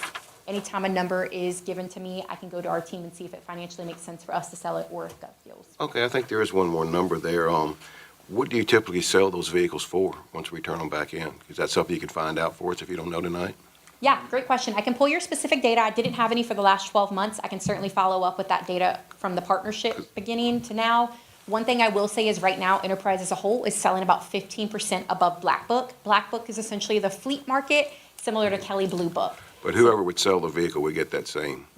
No, so the money comes back to you. So we would essentially, there's a fee for us to sell it, and then that money comes back directly to you in the form of a check, an invoice credit, or we can apply it to a new vehicle to lower a payment on a new vehicle. So we rent a vehicle for 3 years, we turn it back in, you sell it, and we get some money from the sale? Yes, sir. Okay, all right. Thank you. You're welcome. Any other questions from Ms. Anderson? Okay, I do have 2 follow-up questions. Question number 1, I think I heard that normally it's a 3-year before something's done with that vehicle, or somewhere close to around 120,000 miles, and I won't hold you to that number. Am I correct on that? Yes, traditionally we try to get out of these before 100,000 miles because that's when the extended warranty order needs directly from the factory expires. Okay, and I can get this from staff, but just to see how well you know our account, how many vehicles? I know you said there was 33 vehicles from the sheriff's department to social services to the general operation. Just for the sheriff's office, how many vehicles are we under contract currently? For the ones that have been acquired the last 18 months that I've had the account, we have had 8 that are under contract currently that have come through me. I can pull the exact numbers that have come since before I took over the partnership. Do you know that number? I do not, and in fact, I just had it open because I used that number for budgeting. I just had the invoice open, I want to say Friday. So, Okay. apologize for that, I should have thought. We'd like to see that number. I if can we provide you could. with the invoice, which I is really mean, good you information. know, and my question is the sheriff's department carrying 15 vehicles, 17 vehicles, 12 vehicles, 19 vehicles? If I may, I can pull that information up relatively quickly. If you give me 30 seconds, I can grab that. Sure. If I have a few more seconds. You want her to do that right now? We can get it right now? Okay. And I'm going to say that she was giving you the information on the police vehicles. For the administrative vehicles, we do a little bit different. We might do a 4 or 5 year lease. Correct. And a shorter, lower mileage as well. Because obviously a vehicle that's used for I get it. Carlos and around town wouldn't get the same I mileage get as it. a police vehicle. Correct. So you all are traditionally doing the 5-year, and then we can extend it out, and your mileage is at about 10,000 miles a year is what we have it set up at.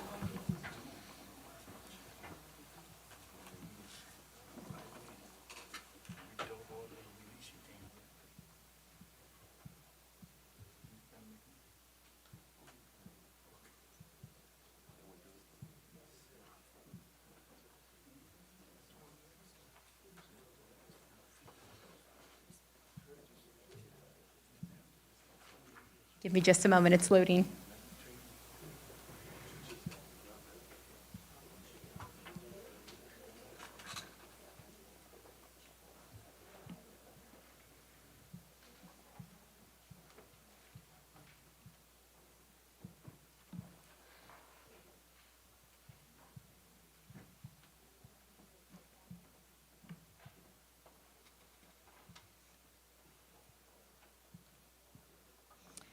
The vehicle specifics are loading. What we have loaded in our system for vehicles are 23 vehicles in total.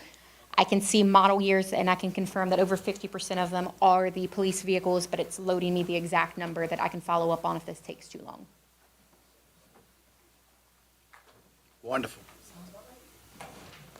Any additional questions? I just like to see all the numbers when you get all that stuff added up. I just like to see all of them, so I can see what we're paying as a county. That's what I want to see. What would make the most sense for the board to see? Obviously, I can send over the resale that we talked about for what we've been able to sell vehicles for. How would you like that to come over? Would it make sense to see I it just in the want invoice? to know what we are paying, and if we get any money back, that's fine. But I want to know mostly the cost. Yeah, I want to know the absolutely. cost. Yes, sir, I can get that for you. No, they ain't got it. Just write the check, man. Okay, well, thank you for all the information. Yes, sir. Welcome to standing at the podium at Middlesex County, which may be a little different from some of the other areas that you go, but we appreciate you being here today and keeping a good smile on your face. And I don't think we asked anything too awful hard. No, to you guys have been great. Thank you so much for having me. Wonderful. Thank you for coming. Take care.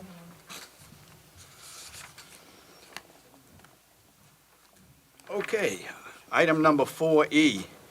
Everybody's favorite and been waiting for the airport update. Hopefully Kevin gets pictures up. I took more pictures at the terminal building today. The carpet's been put down in the conference room and in the pilot lounge. Pretty much all the flooring is down. There are a couple pieces where they ran out of the edging tile that they're going to put in. And Mr. Chairman, this room that's on the screen now is where we were proposing to hold an upcoming board meeting, if at all possible. That's the meeting room. It's really nicely done. Dave Kretz and myself went down there this past week, and, I mean, the tile work is amazing. I commended the tile crew for what a good job they were doing. The attention to detail is something you don't see very often around here, when it comes to tile work, but go ahead, Richard. He tried to hire the tile guy. way Well, back. there may have been some discussions. I still want to. So anyway, it's coming to furniture, like I've told a couple of board members already. I got all the furniture ordered. We came in under budget.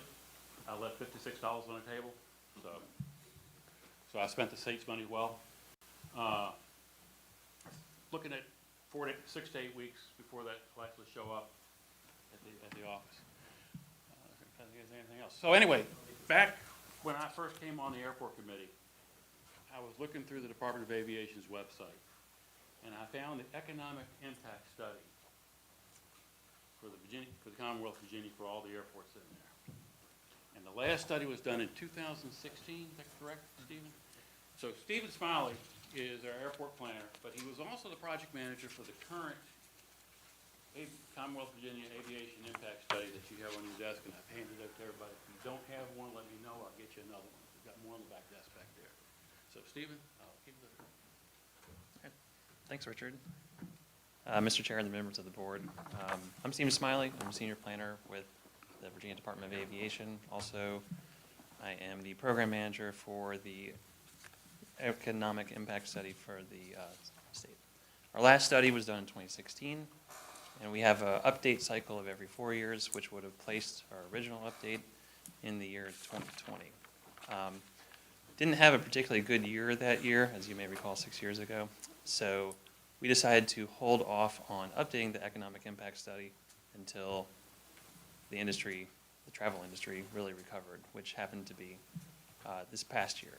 Using 2024 data, we updated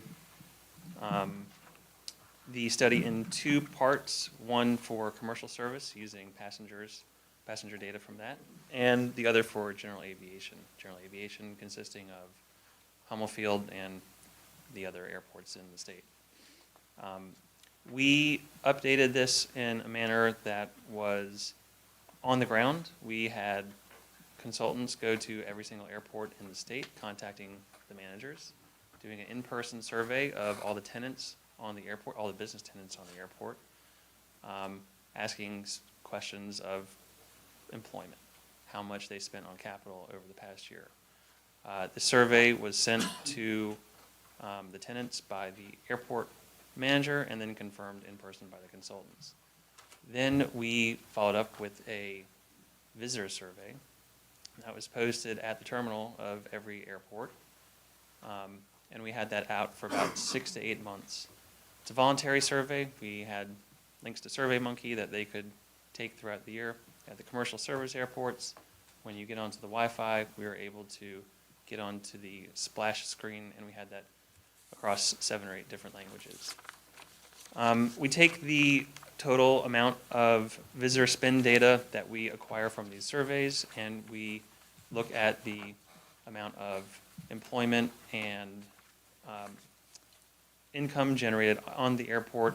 We put it through an economic model called IMPLAN, which is an industry standard model, and it comes with the numbers that you find in the back of your packet. We split into jobs, wages, and gross state product, which is similar to gross domestic product, but for the state of Virginia. And then we look at the total economic output of the airport, which includes on and off airport inputs. Hummel Field's unique in the state that in the interim between 2016 and 2025, the runway was realigned and extended, and you guys are really reaping the benefit of that here in Middlesex.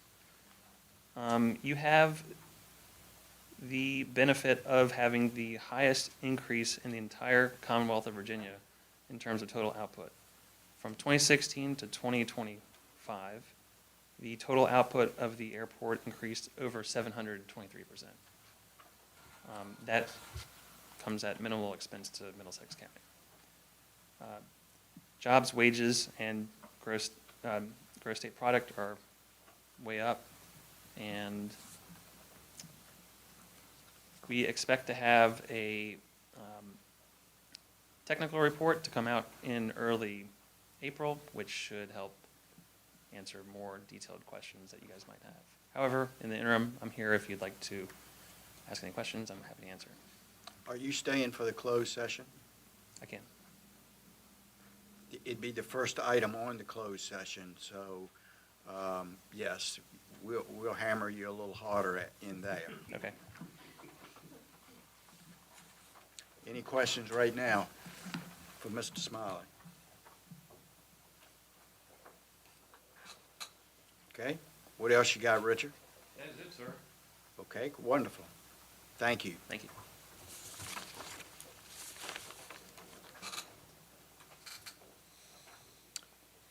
All right. Item 5, regular agenda items. Budget supplement request 2026-010. Looks like something for animal tag, whatever that is. Yes, sir. If you ever see my car, you'll notice that I buy the animal-friendly license plate. okay, We pay the extra fee. That extra fee, when you live in the county and your car is registered in the county, comes back to the county specifically to be used towards animal sterilization programs. Middlesex County Animal Shelter itself doesn't do animal spaying or neutering, but our Pet Friends for Life does. So when we get this $274.64, we ask for the board to appropriate it so we can send it over to Middlesex Pet Friends for Life for spay neuter. And of course, I've already reached out to Kate, who runs it. Kate Ogden, as you know, she runs the Pet Friends for Life. And she says, of course, if you give us that money, we will spend it on spay neutering in the county. So that is all at this point. I'm asking for the board to appropriate the money that we received last month, the amount of $274.64. All right. Any questions for Ms. Riccardi? Okay. I got a question. The license plates that you have is just like the license plate we put on our cars, and we put any other name, and it's generated back to the county, and you want to take that money that is named on the license plate and use it for various loitering on the county. In other words, if we got special license plates on our car, which is an example, but we're not calling animal-friendly plates. We have any license on our plate, the funds comes back to the county? Just These are them. specific. When you buy the pet-friendly plates, when it says I'm pet-friendly, that's specifically, when I signed off on paying that extra $10, I think it's $10, the agreement with me and the state, when you get that license plate, is that the county gets that funds. It is not the case for every license plate. For example, if you get, what college you go to? Which, veterans, that wouldn't come back to us. The college plates, the sports plates, those wouldn't come back to us. Just the money for Yep, this one is the only one that we handle directly. And just to be clear, every time you have that amount that will come due in the calendar year, you come back to us for that That's correct. appropriation. Last time I came back was a little over $400. So I need to promote it or something better. Any other questions, Ms. Riccardi? Seeing none, a motion would be in order to approve the request 2026-010. So moved. So moved by Mr. Williams. Thank you, sir. And I'll second it. And second by Mr. Jesse. Thank you. Seeing no further questions, roll call, please. Mr. Williams? Yes. Yes. Mr. Crittenden? Yes. Mr. Jesse? Yes. Mr. Don Harris? Yes, the motion is approved. Okay, citizens' appointments, item B. Anne Marie Riccardi, you're still on the hot seat, please. We received one application to fill a vacant position, and that position isn't vacant yet. It becomes vacant July 1st on the Water Authority. But we did receive an application from Jim Nagy. You all remember that name very well.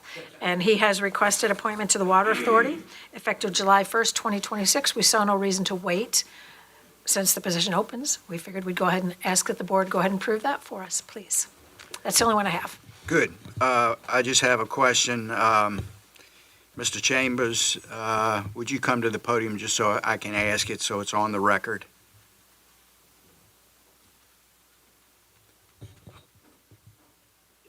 Thank you for being here. Do you perceive any other vacancies for the Water Authority? Well, we're finishing our 12th year this year, so all 5 of us have served those terms, and we have this vacancy, which is Carlton Revere is stepping down and will be replaced by Jim Nagy, and I've also learned that Janet Riggs intends to step down from the authority. So we will have one more vacancy that we anticipate. Do you have do you have a date of when she says she's going to? Well, she's going to serve out her term, which would be June 30th, so we need someone as of July 1st, just like Mr. Nagy will replace Mr. Revere. And you're, of course, looking for somebody to replace We are that. looking, and I would welcome your help. Wonderful. Yep. Okay, thank you very much for just making sure we were all clear on that. Yep. And just as a side note. Chip's on board, too. Okay, just as a side note, we're not looking to replace anybody else on that committee, so the rest of y'all got to suck it up and Correct. take it. Correct. Huh? It's a life sentence, You've done a great job. or and at least the life of the pipe, you know? I can't undersay how strong y'all have been and how well y'all are operating, and hopefully we got a couple of surprises that may be coming down to help you a little bit more. Yep, So, hope so. Thank you. thank you, sir. Okay, it would be in order then to accept the nomination for Jim Nagy to be appointed to the Water Authority effective 7/1/26. A motion would be in order for that. So moved. So moved by Mr. Bill Harris, Second. second by Mr. Crittenden. Any further discussion? Roll call, please. Mr. Bill Harris, Yes. Mr. Crittenden, Yes. Mr. Duffy, Yes. Mr. Williams, Yes. Mr. Don Hayes. Yes, motion's carried unanimously. Tell Jim we're glad he's back. All right. Thank you. Item number 2, current vacancies. I'm not going to spend a whole lot of time on that, other than just make sure you see it and know it. Okay? Jamaica's got two spots, BZA in the wetlands, and Pine Top has a wetlands as well. Okay, moving right along, item 6, administrative updates. Cigarette tax is a report only. Staff report is a report only. And I'll bring your attention to, there have been a couple of changes, not many, but just a couple on the budget calendar. So make sure you pull that out or take a look at it. That's revised FY27 budget calendar on pages 79 to 81. Yeah, Mr. Chairman, I can speak to that. Please. If I may. But before I do, if it would be okay, I'd like to draw your attention to a portion of the staff report under our planning director's heading. He gave the board some information that we had discussed briefly in a previous meeting regarding our wetlands board. Our wetlands board has a number of vacancies now and upcoming, and we had briefly discussed the possibilities of whether we want to turn that activity back to the state, since the state would do it without the county participation. We had some discussion on that, and I think you'll find that Dave's been fairly responsive in his staff report. The number of counties around us that don't have one, the number of counties around us that have one but don't appear to have met since June 2022 or June 2022. That's fairly bizarre, but long story short, there's several counties around us that don't have one. And it's yet another budget-saving measure that we could put into effect that could save us some money. And more than the money, the staff time that's needed to support and operate that endeavor is intensive. So I just wanted to draw the board's attention to that. If there are any questions on that, Dave and I are here. If not, it's just for your information. All right. Hold on. Yep. Mr. Kretz, would you come to the podium, please?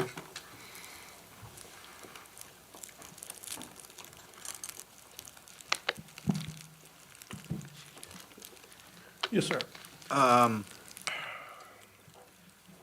Do you have a particular opinion on whether we should continue with the Wetlands Board or turn that over to the state? this is really a tough decision. So, if you would have asked me 10 years ago, I would have said definitely no. I'm leaning somewhere in the middle now. What's going to happen, what you'll see, the reduction will be in the time it takes for preparation, and you'll reduce some staff time with respect to, right now, Mr. Longus will, in fact, this morning, what they do is they meet, they actually go in the field, and they look at all the projects together as a board, and then they actually have their next Tuesday morning, they will have, next week, not this week, but the following Tuesday, they'll have their board meeting. So you have that time it takes for staff it basically takes up one morning and another morning. So you add the two together, you have the better part of a day, plus the paperwork associated with the permits and that type of thing.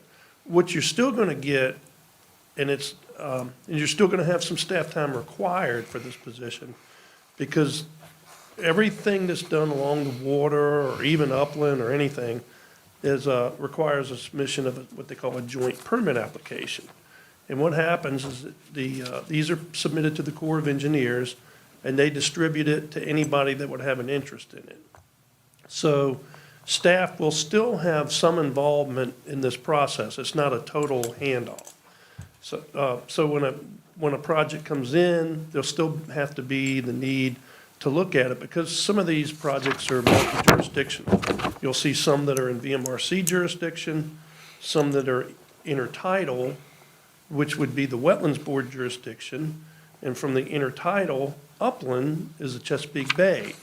So some of these projects could have 3 different jurisdictions.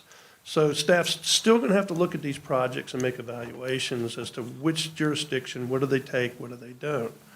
I think your main savings would be in the facilitation of that Wetlands Board, the advertising, all these little different components. Now, we do get fees to cover some of this cost, but I don't know that a fee ever covers staff time.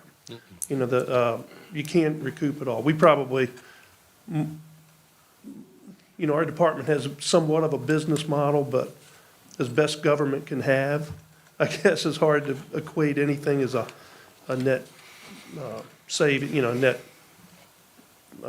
even costs. But that would be my basic take on it. You're going to save some of that money and some of that time with the savings, with the Wetlands Board, the facilitation, and all the work that goes with it, calling them. But you'll still have you're still going to have a staff member there that can do some of that work. You can't eliminate a staff member. You're still going to have that staff member will be the BAAC person, which you're still going to have because that in and of itself is still with us. We can't get rid of that. So you do that one person's going to save some time that may free them up to something else. So not necessarily a large amount for revenue, whether we stay with it or whether we give it to the state. Is that correct? Well, you would have some cost savings, no question, if you send it to the state. Because you're going to eliminate all the time it takes for staff to deal with to facilitate. Staff currently does all the staff reports, everything for the Wetlands Board. Okay. So you would probably, if you were to, the board probably wants, how much are we going to save? I'd say maybe 30% in staff cost. That's a rough guess. Okay. Here's the more pressing question from me. How does that complicate the process to landowners that are requesting, looking at their property, et cetera, et cetera? So those citizens that would now be able to go to a Wetlands Board here would have to drive to Hampton, which is the old Fort Monroe. That's where VMRC is located now, the commission. So projects needing a wetlands permit, not all of them do, would have to go to Hampton before the commission for hearing. Okay. and we can talk about it later, there's not a time-sensitive date on making a decision on this, correct? No, not that I'm aware of. Okay. Only that, it maybe it coincides with your budget. That's probably your only pressing matter. And the vacancies. And of course, your vacancies in the wetlands board. Okay, okay.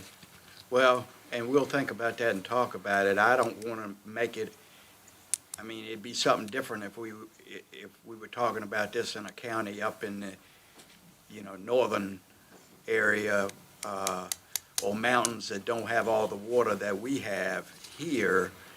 I'd like to be pretty confident that it's not putting undue pressure on residents to have to go to Hampton to apply for whatever they may be applying for. Right. Well, if any of you know marine contractors in this interim, to talk to them to get some feedback, many of you do. You might get feedback from them. If I hear anything, we might run it up the flagpole and try to get see which way the wind's blowing with them. I know there's one local county that sent it back, and their citizens were more happy with the process at VMRC just Really? because their board was not as accommodating to their citizens as our board is. He's being very diplomatic right now. I can tell. Okay. Does that I guess you can read between the lines. I so. do. I get what you're And we've talking been very about. lucky. We've had, the past few years, we've had very good wetlands board members. They've been they're very businesslike. They are very sensitive to what most people are doing when they come in there. They're just trying to save their property. Right. And when they save their property, they're preserving our tax base. Yep. Because as their property goes away, you could say the tax base is going away. So it's, our board has been very conscientious to try to help citizens in that process and get them through it and still follow the law. That's kind of a two-pronged thing there that you have to do. And, Mr. Chairman, if I may elaborate a little bit on that, we have been blessed in the boards and the commissions and the committees and the people that have served on them on behalf of the Board of Supervisors upon y'all's appointment. We've been blessed with very talented, very intelligent, very dedicated people. It's getting harder and harder to find those people in the community that want to give up their time and serve the community in those capacities. I can't remember a time in my 33 years where I've seen citizen appointments go unfilled month after month after month with no applicants. I know when I see somebody and they ask questions about anything, I'm like, hey, it's great that you're interested. Would you consider serving on a committee? I try to recruit people for the board. I said, well, what do I need to do? Fill out the application, put anything and everything you would want to be on. Because we have vacancies come up that fewer and fewer people want to serve. It's getting harder and harder to find folks to serve on these committees. And that has become more and more challenging, so. Just asking a question, not looking for an answer particularly. Would we want to consider putting something out? I know it's on our website of what's vacant and what isn't. Run something in the paper? Maybe run something in Yep. the paper talking about the advantage of having local people making local decisions. I'll get with Larry on it this week and see if we not- can't get something in the paper this Not month. specifically Any and all targeting committees. the Wetlands Board, Right. but any board member out here. General recruitment type thing. Yeah, be happy to. Why don't you look into that? I think that would be a And as good idea. And as a side note, our Wetlands Board does take care of the town's wetlands applications as well. There's a few things that our department does for the town, and that's one of them. Erosion and sediment control being the other, and building, review and inspections are I believe the third one. Is that correct? Wonderful. Yes, sir. Any other questions for Mr. Kretz? Thank you, sir, for cleaning some of that up for me. Yes, sir. That's a tough decision. Yeah, it is. It really is. I worked with, when I first came here, I worked with our Wetlands Board, and some of those members have become friends, and it's, there's a good group there. Some of them have retired, and it's a tough It's a tough decision, it really is. It could have some cost savings and solve some issues, but. you know, Well, not significant cost savings, some, but You're still going to have some cost involved in it. Yes. Yeah. There's some crossover between the Bay Act and this, and, you know, if violations are spotted, there might be some involvement there too. Still our county, we still have to do something, so. right. Thank you, Mr. Kretz. Yes, sir. And Mr. Chairman, if I could talk briefly about the budget calendar, I'll ask Kevin if he can to pull it up. Most of the changes are on page 2 of the budget calendar. They're really everything affecting this month and beyond. Of course, the board remembers the budget work session that we had planned for Thursday's pretty much been postponed until the state finishes their budget. So your next budget work session on the revised draft is Thursday, March 26th. And assuming we can get everything done that day, we can get advertisements to the paper April 2nd and April 9th, and have our public hearing on April 16th, and then deliberation and adoption on the 23rd. Now, we can still push that back substantially. Heretofore, no one's suggested any real estate tax increases, and the real estate tax rate is really the main thing the commissioner and treasurer need to know well ahead of time if there are going to be adjustments made so they can get the bills printed and mailed and stay ahead of that curve. I don't think anybody is suggesting any kind of a real estate increase with our assessment coming in on January the 2027. The reassessment being completed this fall probably would not be the appropriate time to raise real estate tax rates when we may be lowering rates or doing rebates next winter, as a matter of fact, in the next budget. But I want to make sure the board understands if you adopt this draft budget, it can still change. We are hopeful the state's going to finish their project soon, their budget soon, and we'll have information before the the 26th budget work session meeting. But there's considerable flexibility to have more work sessions if the board chooses, either before or after that week, and/or during that same week as the 26th. We are required by law to pass the school budget by May 15th. We should pass ours by June 30th. So we got a substantial amount of time. And with that, we hope to have some flexibility. And Mr. Chairman, I'm glad that you commented after public comment today. I'd like to add to some of that, if I may. The board has not made any decisions on what cuts or what potential cuts are going to be made. We're just looking at any and all scenarios on how we can balance the budget in a pretty lean time when we're down on our revenues and trying to really get by until we get the reassessment in place. And then that will afford the board a great deal of flexibility next year. So while these are proposed or possible cuts, they're not final. And they're not final until the board approves it. And they're definitely not final with staff even as a recommendation. We've made no recommendations. These are just drafts at this time.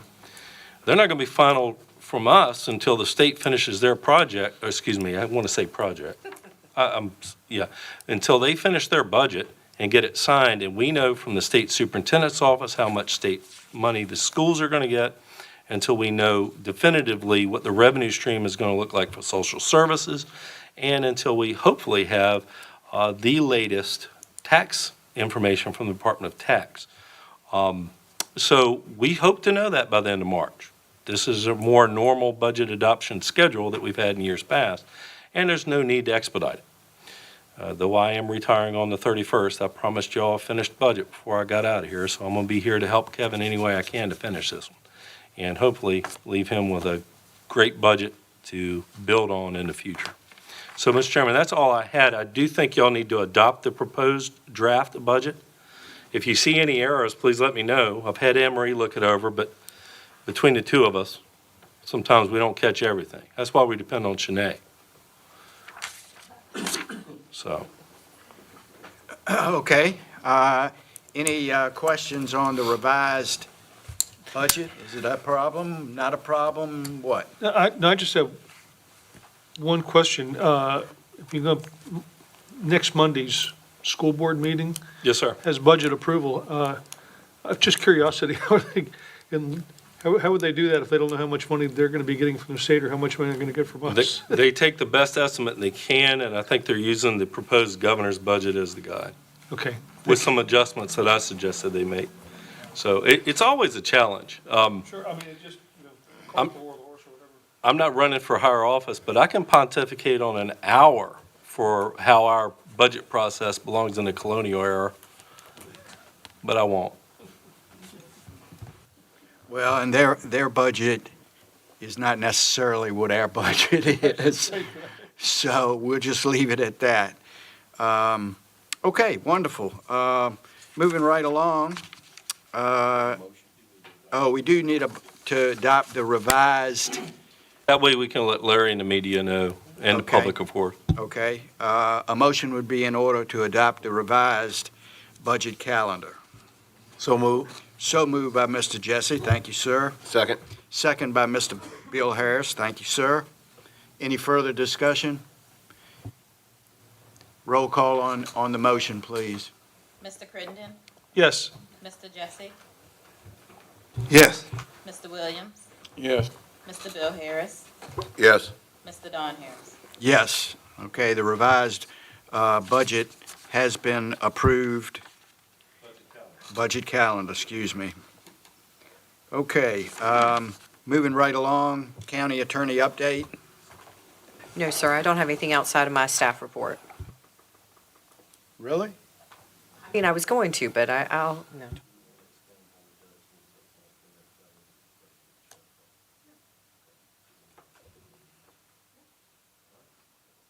Okay, you good? Yes, sir. All right.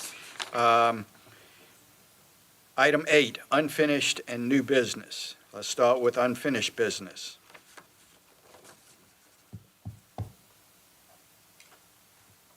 Nobody has any unfinished business? Okay. New business. And item number 1 under new business is golf cart draft ordinance, Lovers Lane, Dave Kretz. Well, actually, I think this starts with Mr. Crittenden. It should have been both of them listed on there. So, Randy, if you could just because procedurally this is under board new business, if you could give us the opening on what your citizens have requested, then Dave and I are very happy to take it from there. But we'd like you to start us off, please. Sure. The citizens that live on Lovers Lane and the adjoining little feeder streets that come into Lovers Lane, Norhall and the others, they are requesting us to have an ordinance that they can drive their golf carts on Lovers Lane and the adjacent streets. They realize that they're not, that there are certain things that they have to do as far as the equipment on the golf carts, the slow-moving vehicle signs, and more importantly, the fact that they're not allowed to drive off of Lovers Lane onto Route 33 in Deltaville, because that is a 35-mile-an-hour zone, and they're not allowed to drive them out there. And also, that anyone who is operating the golf cart has to be of legal age, that is, age old enough to get a driver's license. Not necessarily have one, but they have to be 16, I guess, or older.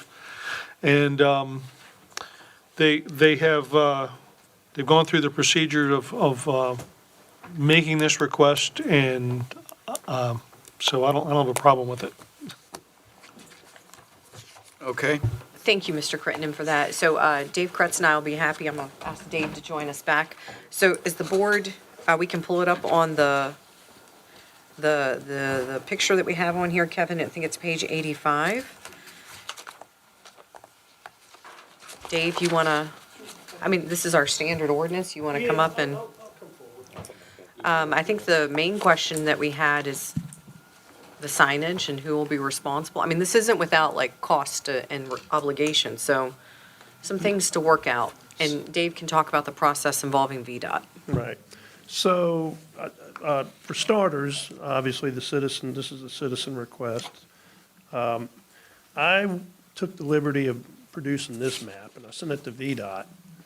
I got some initial comments back. They evidently, the last golf cart ordinance that the board passed was 2018, and it was for Whiting Creek subdivision. And looking at the signage in Whiting Creek subdivision versus what VDOT's telling me now, it looks like VDOT has created a little bit more process for this. There's some requirements with respect to signage. They're requiring what they call a W1111 30 by 30 inch golf cart symbol sign. They want a W11 series sign 24 by 18 for the golf cart community sign. And then they're calling out a R5 series 24 inch by 30 inch and golf cart zone sign. So they want this drawing or another drawing updated to show where the existing speed limit signage is and where these signs would be placed. There's also some requirements with respect to road width. They're probably going to want some cross sections or something like that.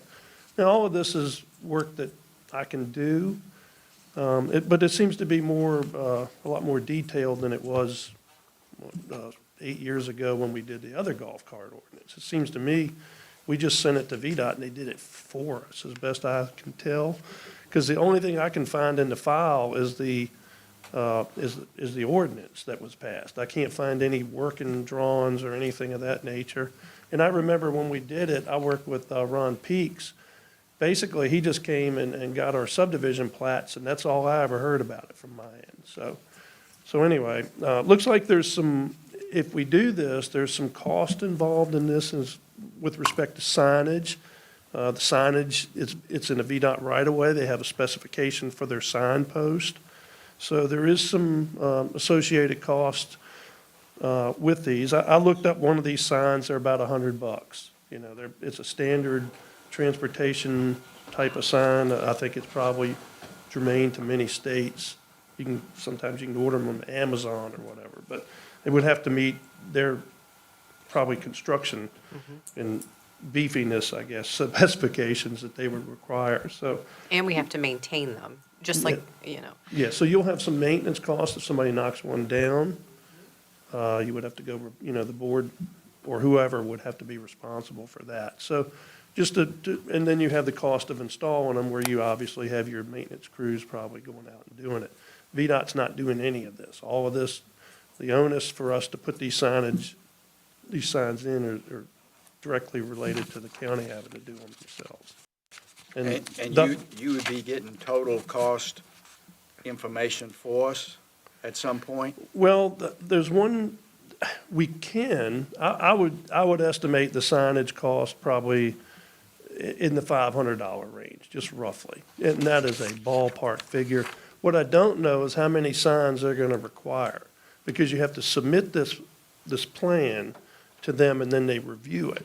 So they may go out and look at it and require extra signage or put the sign here or whatnot. They might have it's a plan you submit, and you have to obtain what they call a land use permit in association with the application. They'll review it, and then Lee said once if it meets their criteria, then they issue the permit.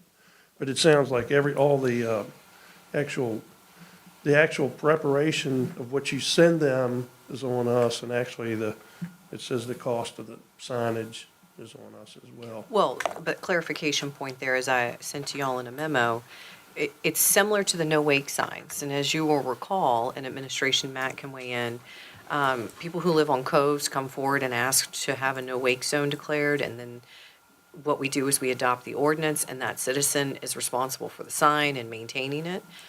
That is the question. That is one of the questions for the board in this situation is, who pays for the signs for this special golf cart? It does not, the code is, the citizens can be, it's just like the no-wake zone. A citizen or a group could be responsible, or the board can. It's your pleasure. It is not automatically put on the county. There is that discretion there for that discussion.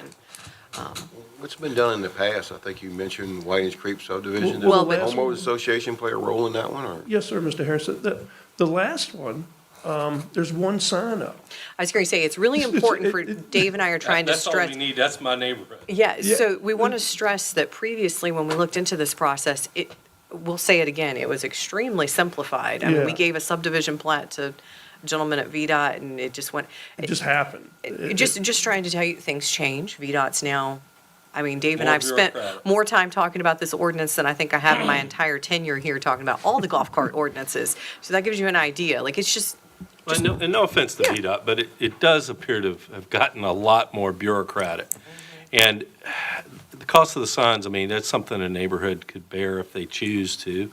I mean, I know and the that. maintenance of them. And the maintenance of them, I mean, once you get them up, unless people are running them over, it's not that big of a problem. I feel like VDOT has almost taken a position where, okay, these are becoming more of a pain, so we're just gonna make everybody do everything for us. And I hate to see that too, because I look at these golf cart communities, especially dead-end neighborhoods that have dead-end roads. As, you know, if you allow golf carts and you have more people walking the roads, not that we want to encourage people walking in the middle of the road, but these are neighborhoods, it slows people down. I mean, one of the things I've noticed in my neighborhood is we have a lot of people walking, riding bikes, and riding golf carts, and it slows people down. VDOT does not want us using speed bumps because, for whatever reason, that doesn't meet state requirements. And golf carts are widely accepted in communities like ours as kind of a quality of life type thing. You can get in a golf cart, go see your neighbors, ride around. So I don't understand why it's gotten more bureaucratic. I apologize to the community that it has. I think some of them are here tonight to talk about it, or not talk about it, but see what we do. But, yeah, I mean, if the community pays for the signs, On your map here, you have two yellow symbols. Yes, sir. Is that where potential signs would be, or is that something different? Well, coincidentally, they probably so, yes, sir. Okay. You'll see the two green pins, the one at the beginning at the upper top of the page at General Puller, and the one at the bottom that goes to the state dock. That is the length of one run, and you would have to put a sign at the beginning when you come into the neighborhood, and then at the end, obviously, I don't know what the option would be to go any further, but yeah. Dave, I got to ask you a question. So VDOT's telling us we need a golf cart sign at the state dock? Are they thinking people are going to amphibiously land golf carts at the state dock now? it's kind of intuitive that you wouldn't go too much further, but anyway, they're saying you have to have one at the beginning and at the end, and I take that as meaning that you'd have to have one at the end of Norhall Lane. There's a private road that kind of takes off at the end of Norhall. So you have, 4 to 6 signs in there. Then they want a community golf cart sign. I searched that. I think it's just a white square sign with, similar to these informational signs, like end of state maintenance type of thing, that just says that's the end of the golf cart path as far as you can go. Like, I think you could figure it out either way. But in this, I guess they have to, somebody in Richmond will review this, or wherever they send it back to Fredericksburg, and that's what they want, so. I think their justification has been well-written in here. I'm not sure, do we have any, I know that, for instance, Chick Cove that's a golf cart community, as you said, your neighborhood. Urbana has golf carts. Do we have any sort of a universal or standard restrictions? I mean, are they required to do the same things that they put in here? Well, pretty much so. I mean, I know that, I think Urbana, I think that they require some sort of insurance on the golf carts. That's not listed in here. Proof of insurance. Yeah, proof of insurance. So, These are all things that I brought up to y'all to, right. yeah, right, it's yeah. for you to discuss. Yeah, so I think that, I mean, I don't, like I said, I agree with you. I think that it is something that, it seems to be growing. More and more people are using golf carts. I think to me, it kind of promotes sort of a community Yeah. spirit. It's not the last one you'll probably see. Right, Yeah, yeah. you're gonna see more. I imagine Timber Neck will be next. And you're probably going to, grab hold of some policy or how you're gonna, just what responsibilities fall on the requesters and what the county's willing to take, on. And obviously, the county has to be the point person. VDOT,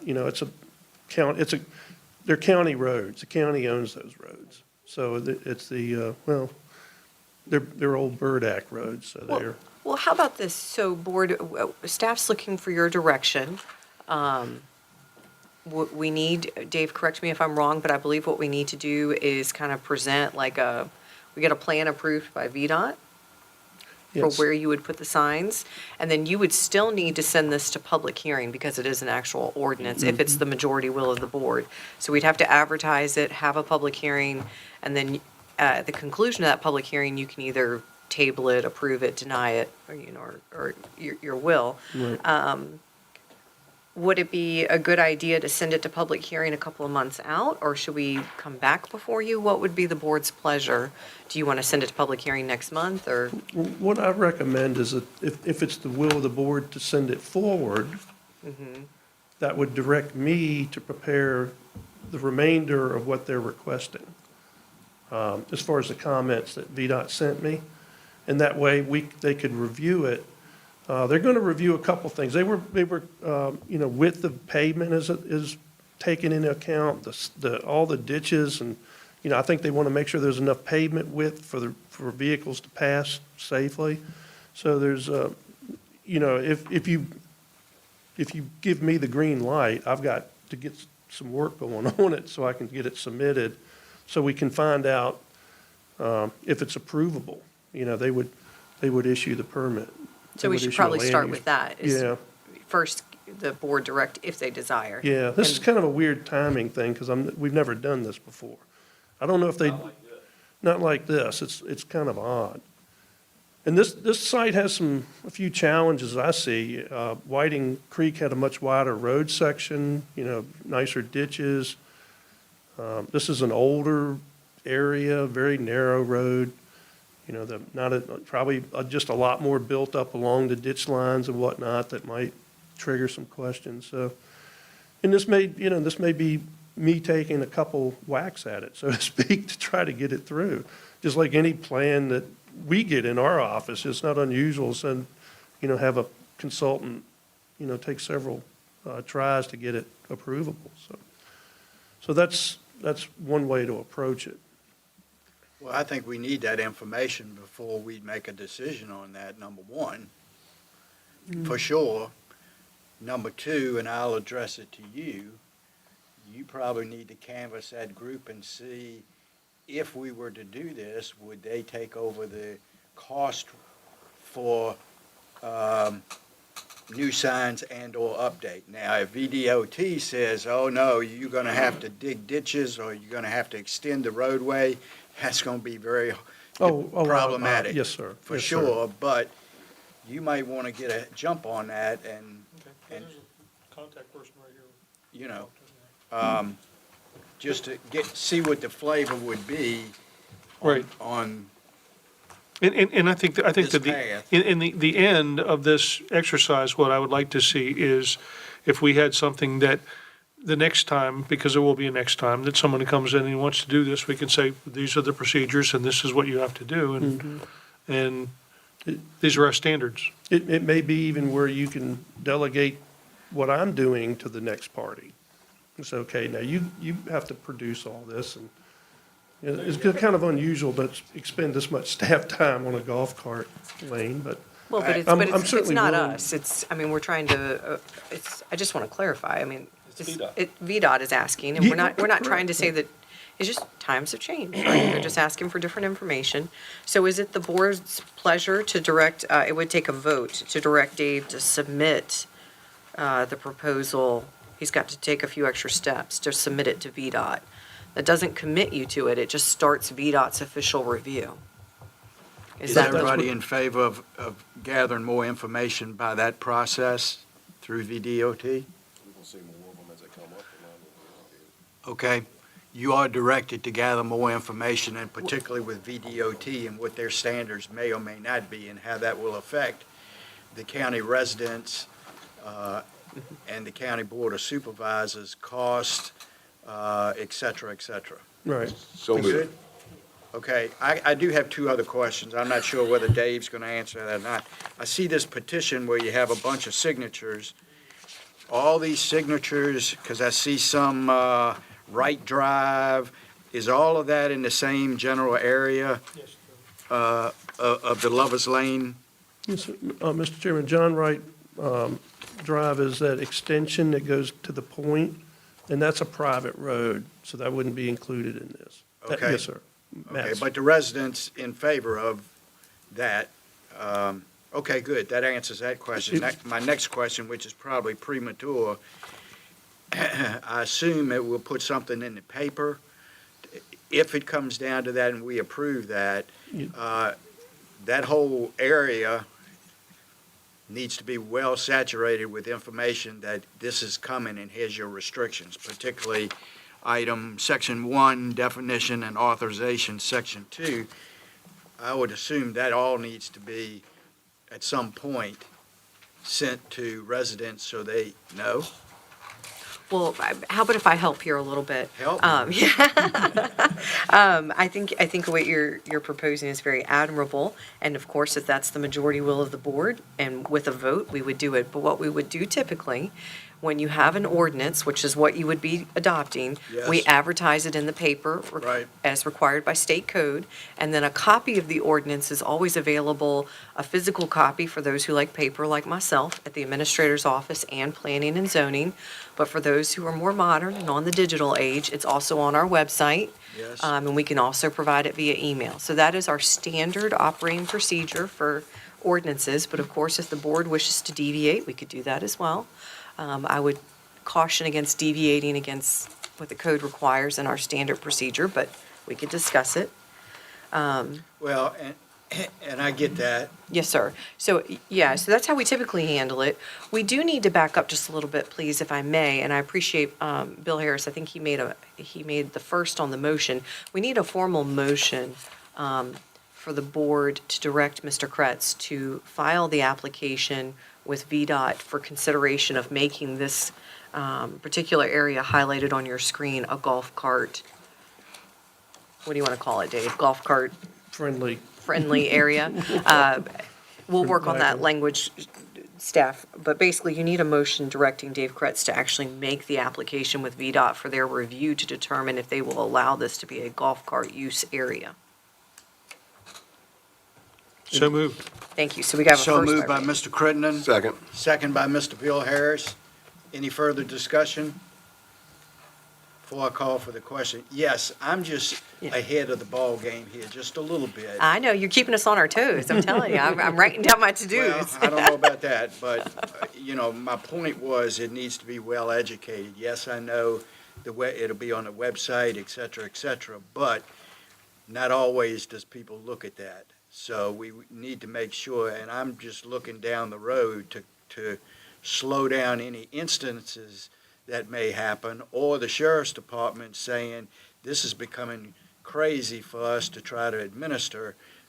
That was my only point towards more information is better than less information. And the more information that everybody has, which was getting ahead of the ball game a little bit with Randy talking to all these people to say, okay, if we approve it, how much are you into it for the signage and or the maintenance of those signs? Absolutely. So it sounds like, absolutely, yes, Mr. Chairman. I think once we find out what VDOT's going to require of us, that will be better information we can provide to the citizens and to Randy's district that's asking for this. So Wonderful. There's a motion on the floor made to have Dave Kretz and Heather work on this and continue on the process. If any further discussion? If not seen, roll call, please. Mr. Jesse, Yes. Mr. Williams, Yes. Mr. Bill Harris, Yes. Mr. Crittenden, Yes. Mr. Don Harris. Yes. Motion's approved. Y'all can run with it. Yes, sir, thank you, Thank sir. you. All right. One point, you mentioned law enforcement comment. Yep. That is a VDOT requirement. That's been obtained and forwarded to VDOT already. Okay, The sheriff has already made a comment, okay. so, All right, cool. and that's been forwarded. Yes, sir. All righty. Matters presented by the board. And I'll start with our senior member.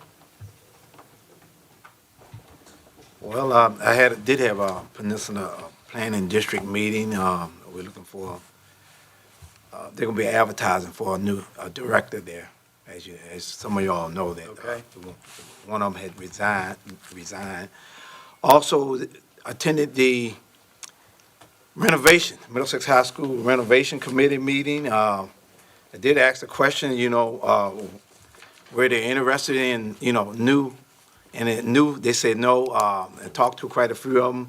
A few years back, they looked into it, but, they just said, right now, they're looking at, renovating the high school up there. So right now, they're not looking at any new areas because they had a few years of getting to where they are now. And new did come up at one point in time, a few years back.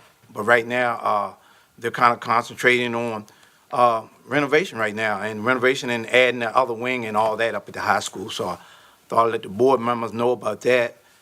Also attended the Middle Peninsula, what's the one over in Whitestone? I go through so many daggone meetings. River County. River County Community Foundation, yeah, well, like I said, we had some more new members there, and they just starting up for granting and all that.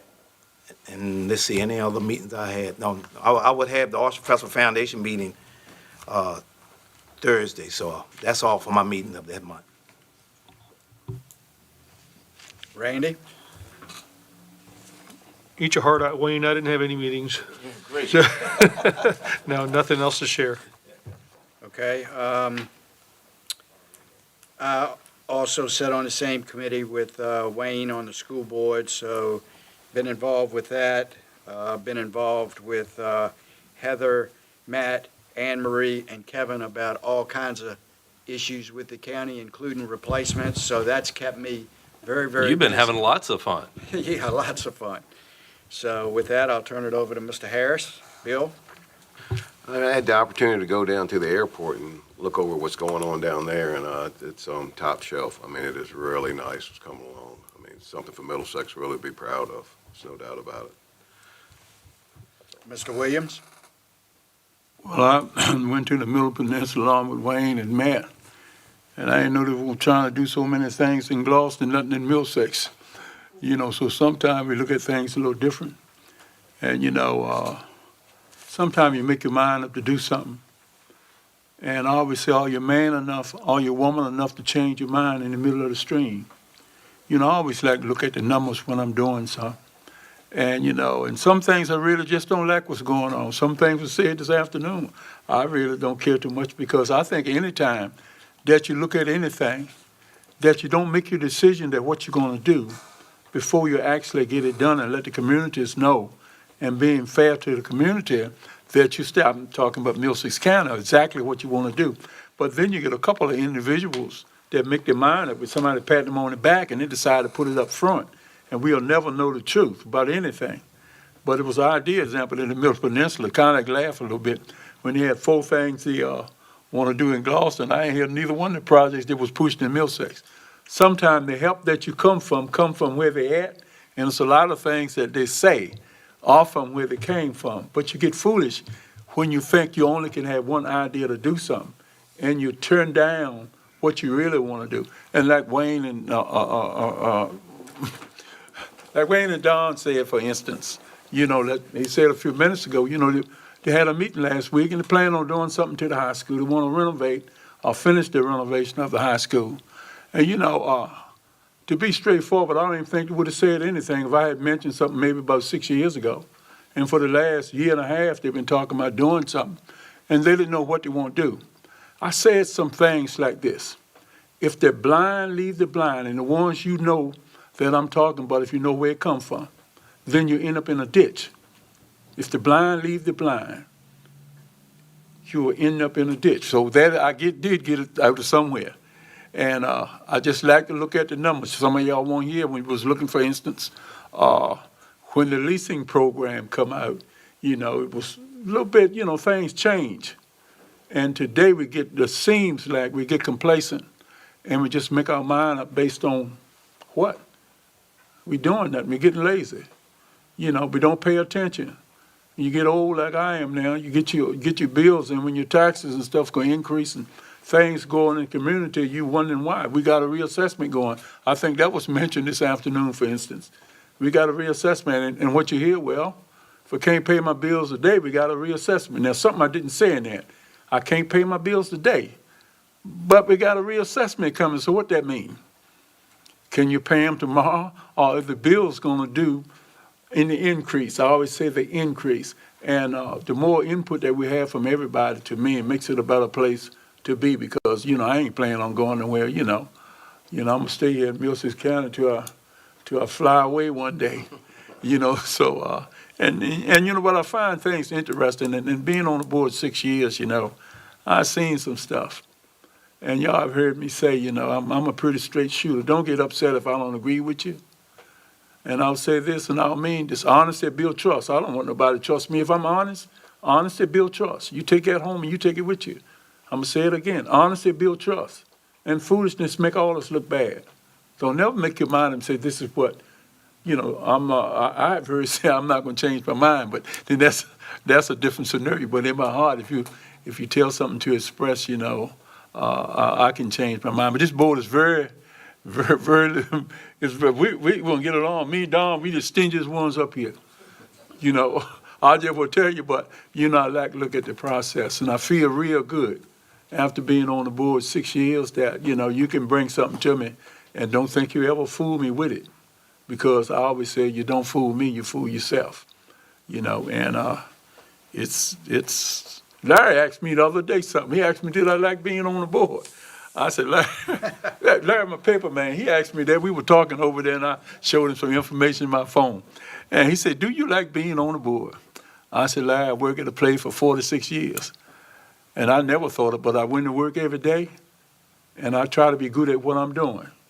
I don't worry about what I love something, because I found out that if you love something, it can change overnight. So I do the very best I can do. And I think I'm pretty good at it. And I did say that. Thank y'all for listening. Thank you all for your comments. Appreciate that.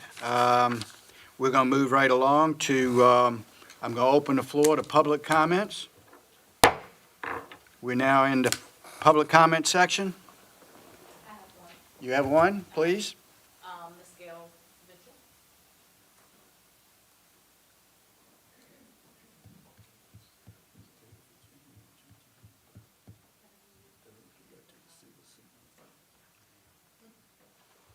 Hello, I'm Gail Mitchell from Hardyville, Virginia. Welcome, Ms. Mitchell. Thank you for the opportunity to address this board.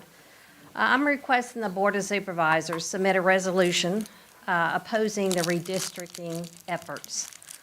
This effort, led by the Democrats in the General Assembly, is wrong on several different fronts. It's against the state constitution, and 2020, over 65.7% of Virginians voted on a constitutional amendment that established a bipartisan redistricting commission so that this type of political power grab would not happen. The Virginia Constitution stipulates that redistricting shall occur once every 10 years. They have chosen to ignore the will of Virginians. While Democrats won 51% of the presidential vote in the Virginia election of 2024 and currently hold 54% of Virginia congressional district seats, the new map would give Democrats over 91% of Virginia's congressional seats. How is this fair? Our congressional maps are supposed to be representative of all Virginians. Rural voters across Virginia will be disenfranchised. 5 separate districts would have representatives from Fairfax County. and 5 districts would run through Prince William County. Fairfax, Alexandria, Arlington County, and Prince William County would be in our district, should this amendment pass. Do you think Northern Virginia really cares anything about our rural Eastern Virginia issues? You were talking about the Wetlands Board and whatnot. You really think Northern Virginia is going to care about our coastal waterways, about our issues that affect our areas? When it's time to choose places to put their data centers that require a lot of water or solar panels, where do you think they're going to put them? You think they're going to put them in Northern Virginia or in our Eastern Virginia? And do you think we're going to have any representative from Northern Virginia speaking on our behalf? I can tell you now, the majority of those urban areas are densely populated, and those areas are the ones that will have representation, not rural Virginia. The General Assembly also broke their own procedure rule in passing this amendment. And it's against state law that says you must allow 90 days from passage of amendment to the start of voting. The amendment was passed on January 16th, and early voting starts on March 6th. That is not 90 days. The ballot language is another problem. It's biased and discriminatory. It infers that the current district maps are unfair, but that's further from the truth. A bipartisan commission put those district maps together. You cannot put opinions on ballot amendments. The ballot amendment strictly says that this redistricting amendment is going to make for fair elections. Really? I mean, isn't that an opinion? Is that your opinion it's fair, or is that your opinion it's fair? Whose opinion is it that it's fair? It's not mine, because I say it's unfair. Are you willing to sacrifice your vote so the rest of the country can fight over who wins or who has unfair representation? Virginia voted for a fair system by having a bipartisan commission. We shouldn't have to do this every couple of years. The purpose was put in the Constitution in the first place, was where we wouldn't have to go through this every couple of years. So I ask the Board of Supervisors to please consider a resolution opposed to this gerrymandering so that we can keep our vote and we can keep our voices moving forward. Our communities deserve to have our voices heard and to be represented by leaders who understand our values, our priorities, and our way of life. I think, Dawn, it was you that said that the Wetland Board advantage is that we have local people making local decisions. We will not have that if this amendment passes. Thank you. Thank you, Ms. Mitchell. Is there anyone else that would like to speak?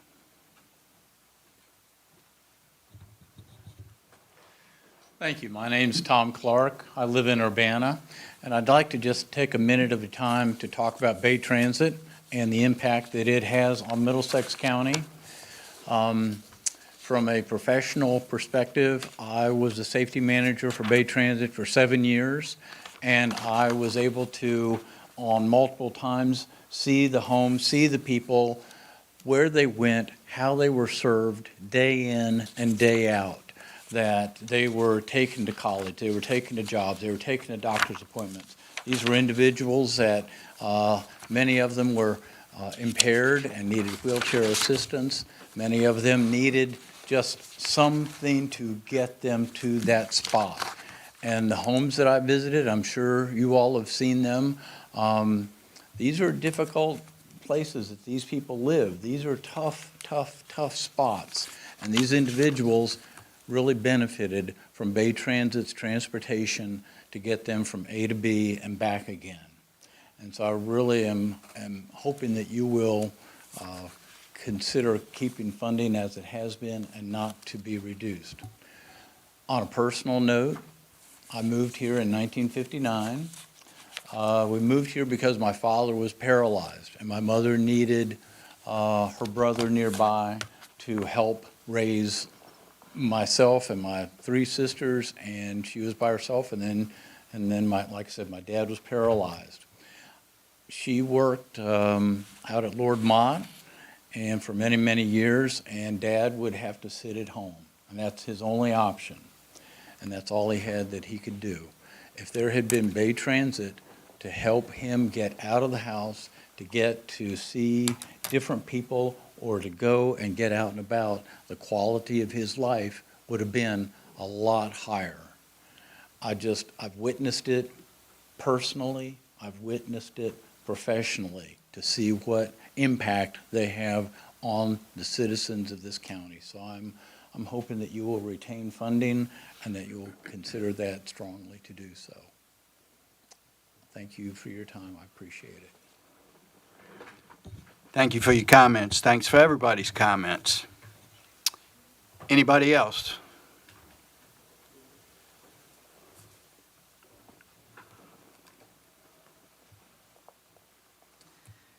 Good evening, or afternoon.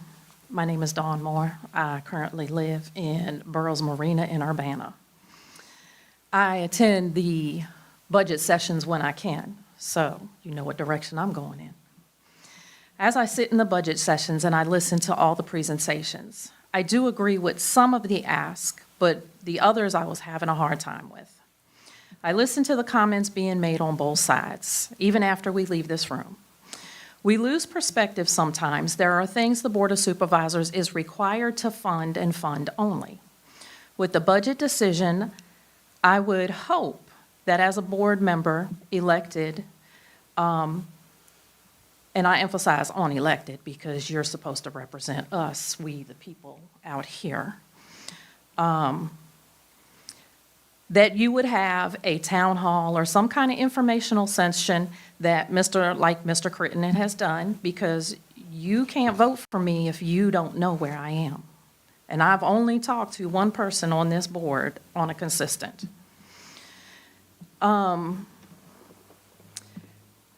You are elected to represent we the people in the district, but how do you vote for all the people when you don't know the thoughts of the people? We cannot all get to a 3 o'clock meeting, and if you have children, you are running the sports, and it's too late to get here. I was late because I had to pick my child up from school. There was a statement made that people are calling Board of Supervisors members about school issues. I would hope that you would be deferring these people to the school board members in that district, because last I checked, these parents are not coming to the school board. I could be the only parent sitting in there most Mondays. Now, back on the budget. I hear that when a department is asking for money, the reminder that it can cause taxes going up. Just a few reminders on projects that I did not hear that with. The EDA getting $1 million and then getting an additional $35,000 for a law firm. That should have been the responsibility, in my opinion, of the EDA. $35,000 was not unexpected when you had to go to someone for help to make the deal. Law firms are not free. And please note, this is recreational. It's not a necessity for me. In the Southside Sentinel edition, December 11th, 2024, the county spent $7.8 million on the sewer system so far, which included a $1.7 million study, engineering, and design collection system for Deltaville Topping, Hartfield, Saluda. Topping's design was complete, but there was no construction that had begun because HRSD's main pipeline had not been built. The county's total money, including the $4.6 million to build a Cook's Corner pump station to pump the sewer water to Saluda for treatment. Necessity, I would say yes, but this has been put on hold indefinitely. So was it a necessity? The sheriff's office, yes, we needed it. Did we need all the extras? There may not. In November 2024, according to the Southside Sentinel, $177,000 worth of change orders were approved. That was not the end. There was another $41,888 for a total of $218,895 worth of change orders. Where was the accountability in the design to continue with the change orders? The budget approved was $3.3 million and spent $3.5 million. I am an advocate for the school. You would not be sitting here where you are right now if you did not go to school and get a quality education. I feel my child living here in Middlesex deserves a quality education, not to be taught by a computer, but by a teacher. We should not be celebrating the lowest paid school system east of Interstate 95. We should be embarrassed. I am not just an advocate because I have a child. I am an advocate for all the children because they are the future and should not have to worry about who or what will be teaching them. The time has come in the slim budget year to take care of the school. The renovation has gone on forever.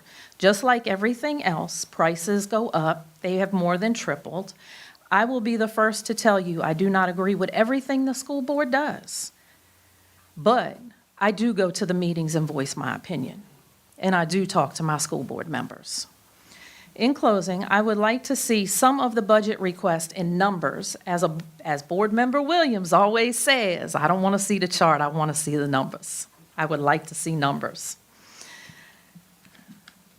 And just a PSA announcement, the NAACP and the Rotary Club will be having an in-depth session on AI.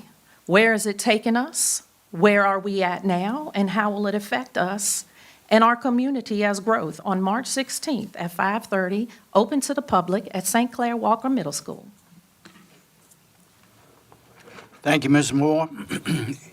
Anyone else like to speak? Yes, sir, come forward. Present your name, please.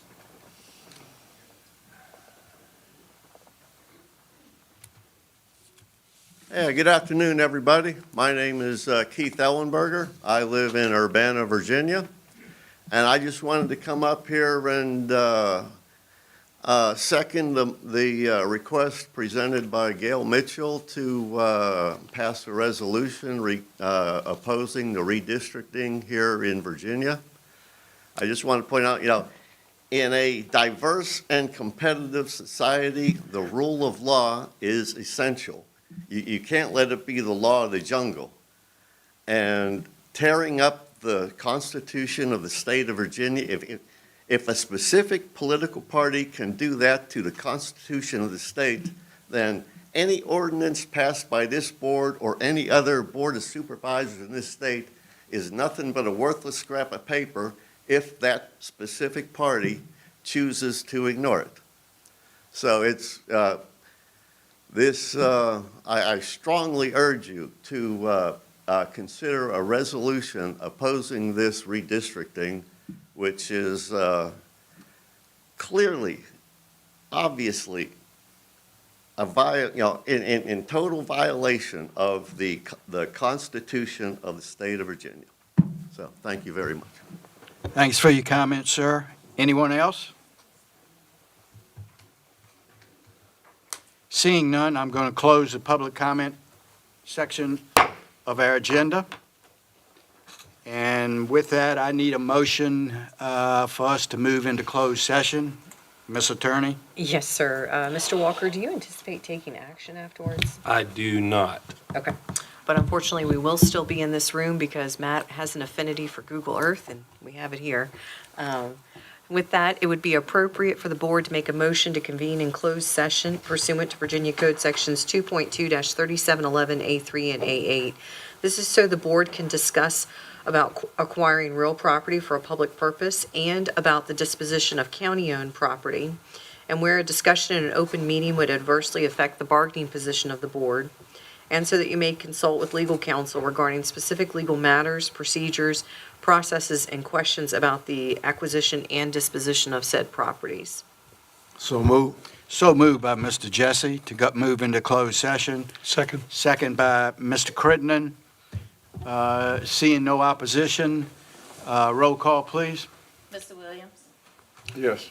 Mr. Bill Harris? Yes. Mr. Crittenden? Yes. Mr. Jesse? Yes. Mr. Don Harris? Yes, we're going to take a 7-minute break, and then we're going to move into closed session. Thank you all for coming, and we will be using this. There'll be no public hearing after